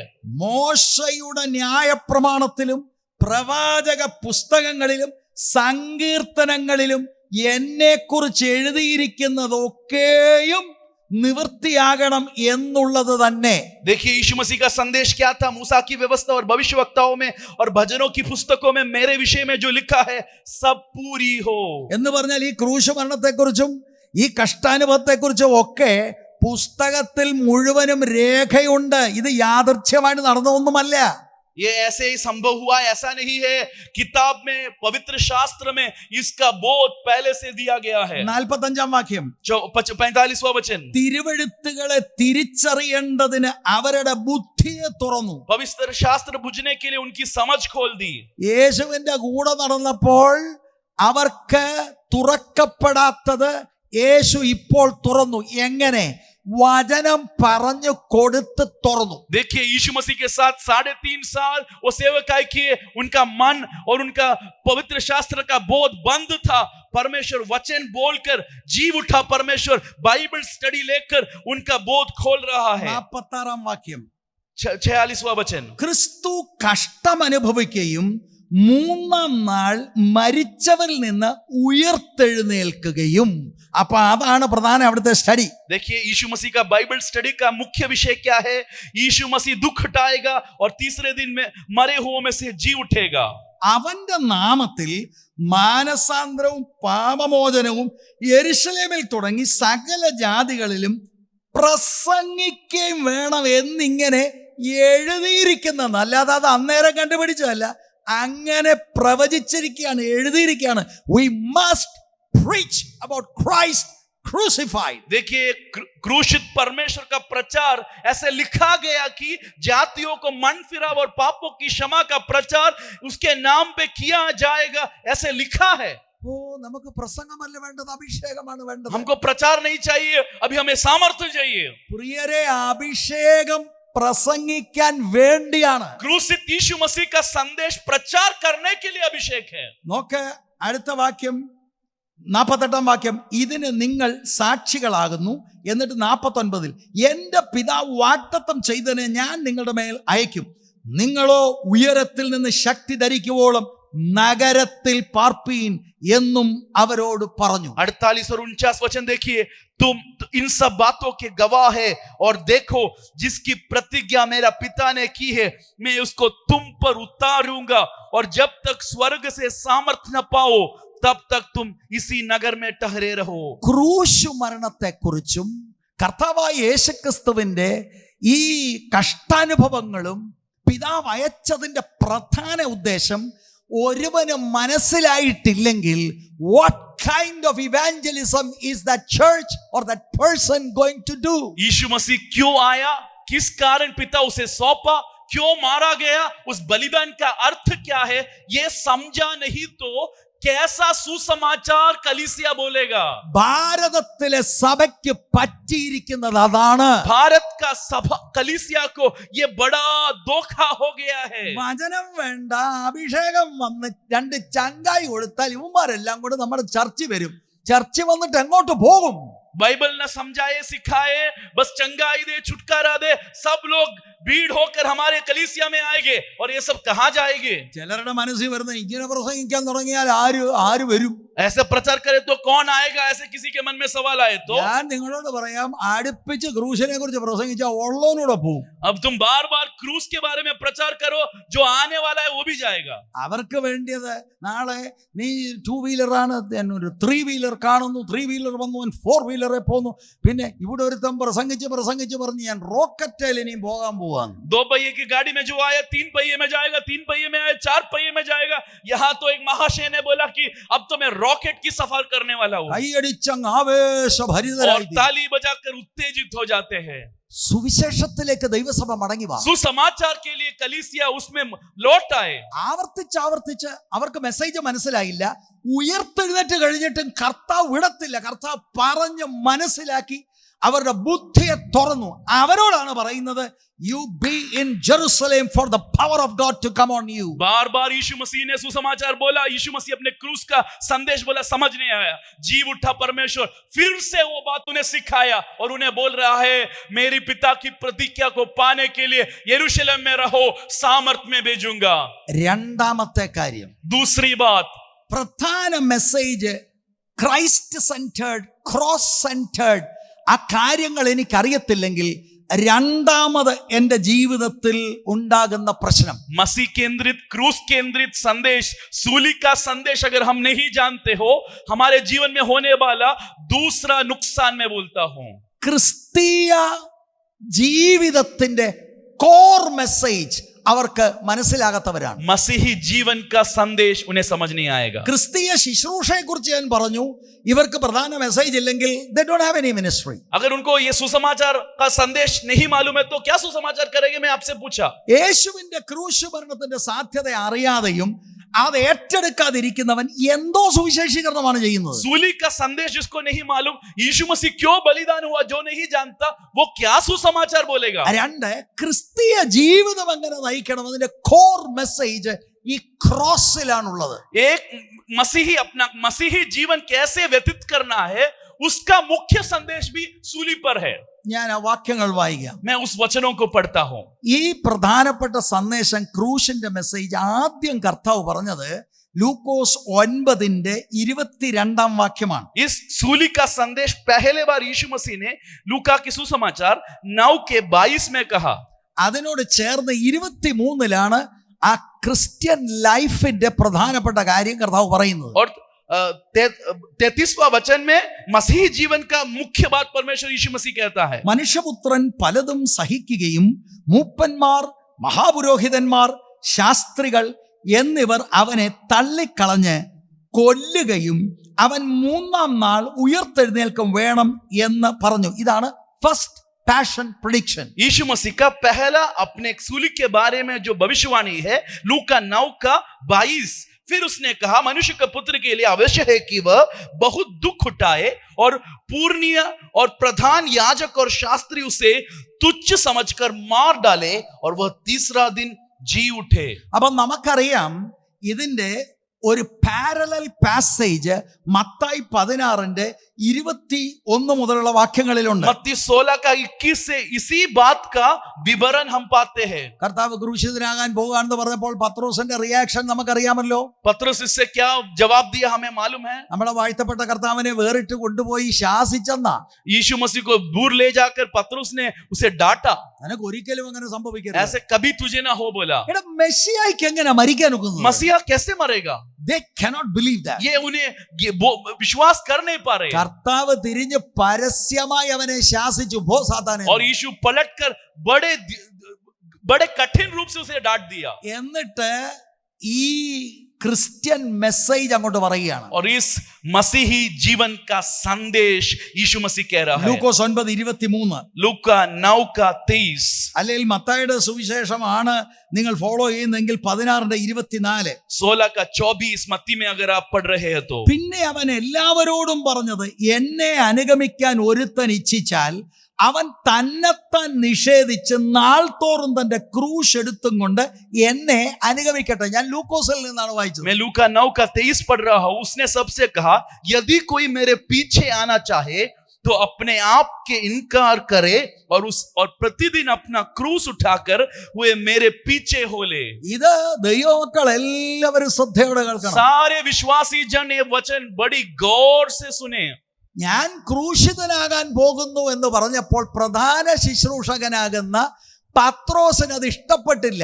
കർത്താവ് പറയുന്നതിന്റെ അർത്ഥം, എനിക്ക് മാത്രമല്ല ക്രൂശ്, എന്റെ പിന്നാലെ വരുന്ന സകല എണ്ണത്തിനും ക്രൂശുണ്ടെന്നാ. देखिए, जब यीशु मसीह ने प्रथम संदेश प्रथम सेवक को कहा, क्या कहा? मैं क्रूस में मरने जा रहा हूं. ये सुन के पतरस पलट गया. उसे ये अंगीकार नहीं कर पाया. तो यीशु मसीह पतरस से और सबसे कह रहा है, मुझे ये क्रूस है यही बात नहीं, मेरे पीछे हो जाने वाले सभी को एक क्रूस है.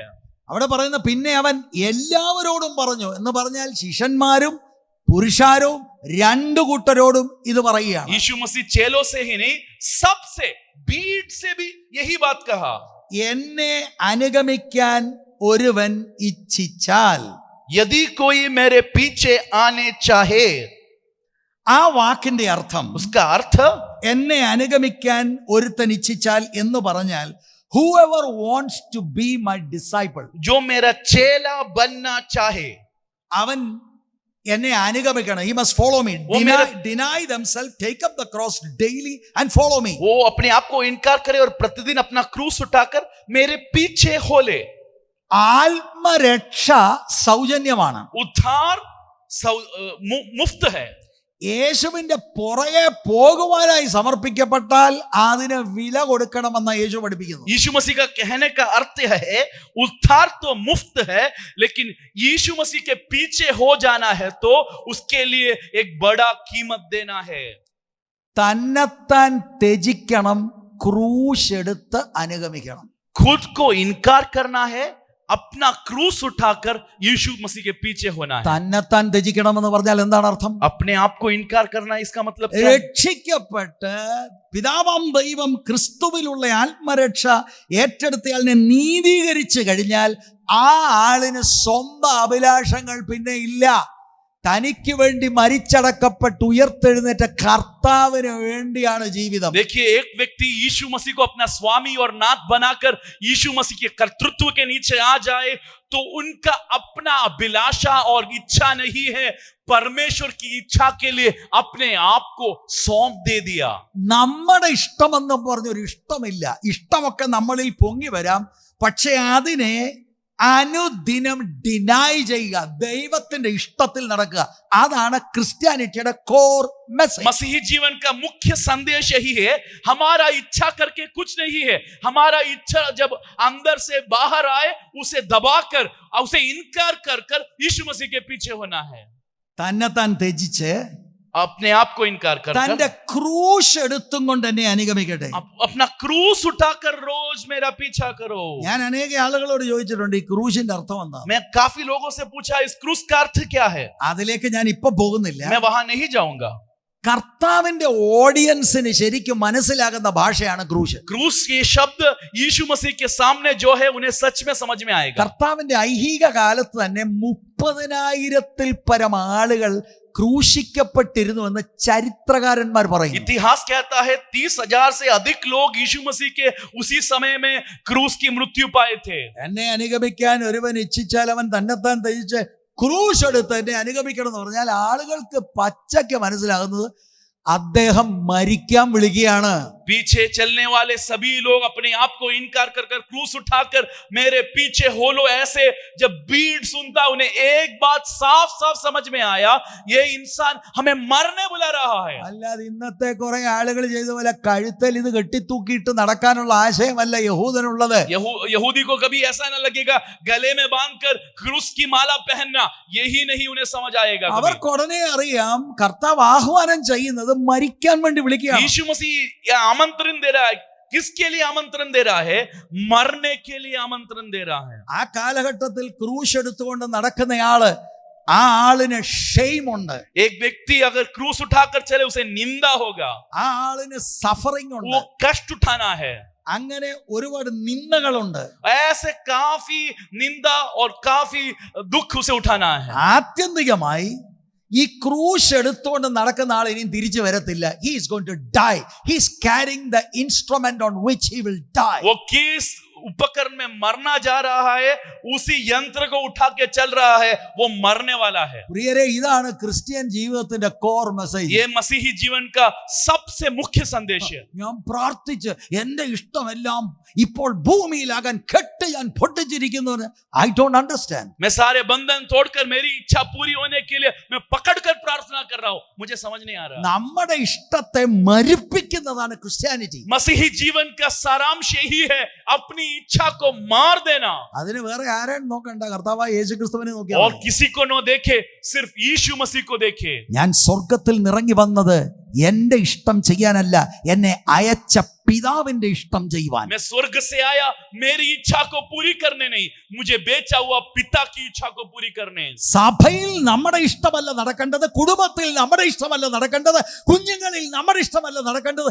എല്ലായിടത്തും thy kingdom come. कलीसिया में हमारा इच्छा नहीं, घर में हमारा इच्छा नहीं, किधर भी हमारा इच्छा नहीं. हमारा इच्छा को इनकार कर कर परमेश्वर की इच्छा ही हो.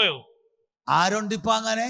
कौन है ऐसा? എന്താ അതിന്റെ കാരണം? ऐसा कोई नहीं है. क्यों कारण? We have moved away from the main message of the cross. हम सूली का संदेश छोड़ दिया, इसलिए सब अपनी इच्छा के लिए जी रहे हैं. ഇന്ന് ഇത് പ്രസംഗിച്ചാൽ that is very offensive. ये संदेश बड़ा ठुकराने वाला, ठोकर खाने वाला संदेश है. ശരിക്കും ഇത് ഒരു നോർമൽ ക്രിസ്ത്യൻ ലൈഫാണ് കർത്താവ് പറയുന്നത്. നമുക്കിത് തോന്നുന്നത് this guy is talking radical Christianity. ये सामान्य मसीह जीवन है. किसी को लगेगा तीव्र मसीह जीवन की बात कर रहा है. ആരെങ്കിലും കർത്താവ് പറഞ്ഞേ എല്ലാവർക്കും വരാം. anyone wants to follow me he can, but deny yourself, take up your cross and follow me. कोई भी आ सकता है. कोई भी मेरे पीछे लग जाना चाहता हो, इनकार करे, अपने आप को सूली उठाकर मेरे पीछे लग जाए. ഒരു ചെറിയ വാക്കൂടെ ഞാൻ പറയാം. एक शब्द कहकर मैं रोकूंगा. മരിക്കാനാ വിളിക്കുന്നത്. मरने के लिए बुला रहा है. പക്ഷെ ലൂക്കോസ് മാത്രം ഒരു വാക്ക് പറയുന്നുണ്ട്. एक शब्द, एक प्रत्येक प्रयोग सिर्फ लूका में हम पाते हैं. നാൾ തോറും എന്ന വാക്ക്. प्रतिदिन. ഒരുവൻ എന്നെ അനുഗമിക്കുവാൻ ഇച്ഛിച്ചാൽ, 9:23 किसी व्यक्ति मेरे पीछे आने चाहे, ഒരുവൻ എന്നെ അനുഗമിക്കാൻ ഇച്ഛിച്ചാൽ, यदि कोई मेरे पीछे आने चाहे, അവൻ തന്നെത്താൻ ത്യജിച്ച്, तो अपने आप को इनकार करे, തന്നെത്താൻ നിഷേധിച്ച്, वो अपने आप को इनकार करे നാൾ തോറും തന്റെ ക്രൂശ് എടുക്കും. और प्रतिदिन अपना क्रूस उठाकर. അങ്ങനെയാണെങ്കിൽ ആ മരണം എന്താണ്? वो मृत्यु क्या है? ഇപ്പൊ ഞാൻ ഇന്ന് മരിച്ചെങ്കിൽ നാളെ മരിക്കാനൊക്കത്തില്ല. ആജ് മേ മരിച്ചു ആള് തീർന്നു. आज मैं मरा तो कल मैं नहीं मर सकता, आज मरा तो सब खत्म. അപ്പൊ അവിടെ മരണം എല്ലാ ദിവസവും മരിക്കണം. प्रतिदिन मरना है. എല്ലാ ദിവസവും എന്റെ ഇഷ്ടം പോലെ ബോധിച്ചതുപോലെ നടക്കാൻ ഒരു ഞാൻ എന്ന വ്യക്തി എന്റെ അകത്ത് ഡിക്റ്റേറ്റ് ചെയ്യുന്നുണ്ട്. എല്ലാ ദിവസവും ക്രൂശ് എടുക്കുക എന്ന് പറഞ്ഞാൽ എല്ലാ ദിവസവും ആ ഇഷ്ടത്തിന് മരിക്കുക. हर दिन मेरे अंदर एक व्यक्ति मेरी इच्छा के हिसाब से जीने मुझे प्रेरणा देता है. क्रूस उठाकर प्रतिदिन मरना, यानी रोज मैं मेरे उस इच्छा के खातिर मर रहा हूं. ദൈവത്തിന്റെ ഇഷ്ടം എന്റെ ഇഷ്ടവും കൂടെ ക്രോസ് ചെയ്യുമ്പോൾ എന്റെ ഇഷ്ടത്തിന് മരിച്ച് ദൈവത്തിന്റെ ഇഷ്ടത്തിന് ജീവിക്കുന്നതാണ് ക്രിസ്ത്യാനിറ്റിയുടെ കോർ. मसीही जीवन का सबसे अहम बात, सूली का संदेश यही है, जब मेरी इच्छा और परमेश्वर की इच्छा आपस में टक्कर खाती है तो मेरी इच्छा के लिए मैं मरकर परमेश्वर की इच्छा के लिए मैं जी रहा हूं. പക്ഷെ അങ്ങനെ ജീവിക്കുമ്പോൾ അക്ഷരിക മരണം സംഭവിച്ചു എന്ന് വരാം. ऐसे जीने पर अक्षरिक मृत्यु हो सकता है. ഒരു ഉദാഹരണം പറഞ്ഞാൽ, एक उदाहरण में कहूं तो, സുവിശേഷ വിരോധികളുള്ള ഒരു സ്ഥലത്തേക്ക് ദൈവം എനിക്ക് നിർബന്ധം തരുന്നു അവിടെ പോയി സുവിശേഷം പറയാം. सुसमाचार के खिलाफ काम करने वाले लोगों के बीच में परमेश्वर मुझे भेजा और मैं गया और सेवकाई किया. എന്റെ ഇഷ്ടം പറയുന്നത് ഇവിടെ AC ഉണ്ട്, കാറുണ്ട്, ഇവിടെ സന്തോഷമായിട്ട് ജീവിക്ക്, അവിടെ നമുക്ക് ആരെയും സ്പോൺസർ ചെയ്ത് വിടാം. मेरा मन कहता है तेरे पास गाड़ी है, AC है, मकान है, ये छोड़कर तू वहां मत जा, किसी को स्पॉन्सर कर. പക്ഷെ കർത്താവ് നിർബന്ധിച്ചപ്പോൾ എൻ്റെ ഇഷ്ടത്തിന് വഴങ്ങാതെ ഞാൻ അതിന് മരിച്ചിട്ട് ആ സ്ഥലത്തേക്ക് കർത്താവിന്റെ ആജ്ഞ അനുസരിച്ച് പോയി.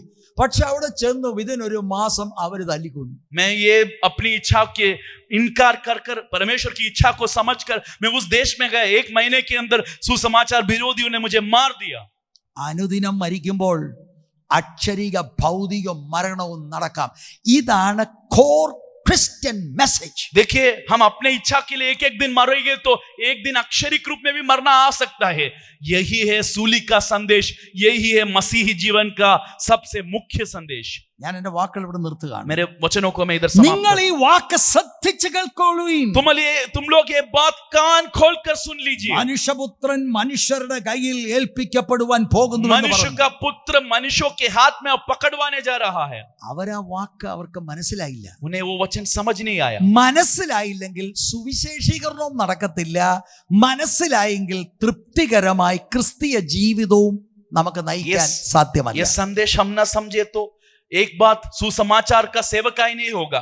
दूसरी बात, मसीही जीवन भी असफल हो जाएगा. കർത്താവ് അവിടുത്തെ സഭകളെ അനുഗ്രഹിക്കട്ടെ, ദൈവദാസന്മാരെ അനുഗ്രഹിക്കട്ടെ. എന്നെ ശ്രദ്ധിച്ചുകൊണ്ടിരിക്കുന്ന യൗവനക്കാരത്തികൾ, അതുപോലെ കുടുംബങ്ങൾ എല്ലാവരെയും ധാരാളമായിട്ട് അനുഗ്രഹിക്കട്ടെ. കർത്താവിന്റെ വരവിനായി നമുക്ക് ഒരുമിച്ച് ഒരുങ്ങാം. God bless you. परमेश्वर सबको आशीष करे. इन वचनों के द्वारा हमें परमेश्वर आशीष करे.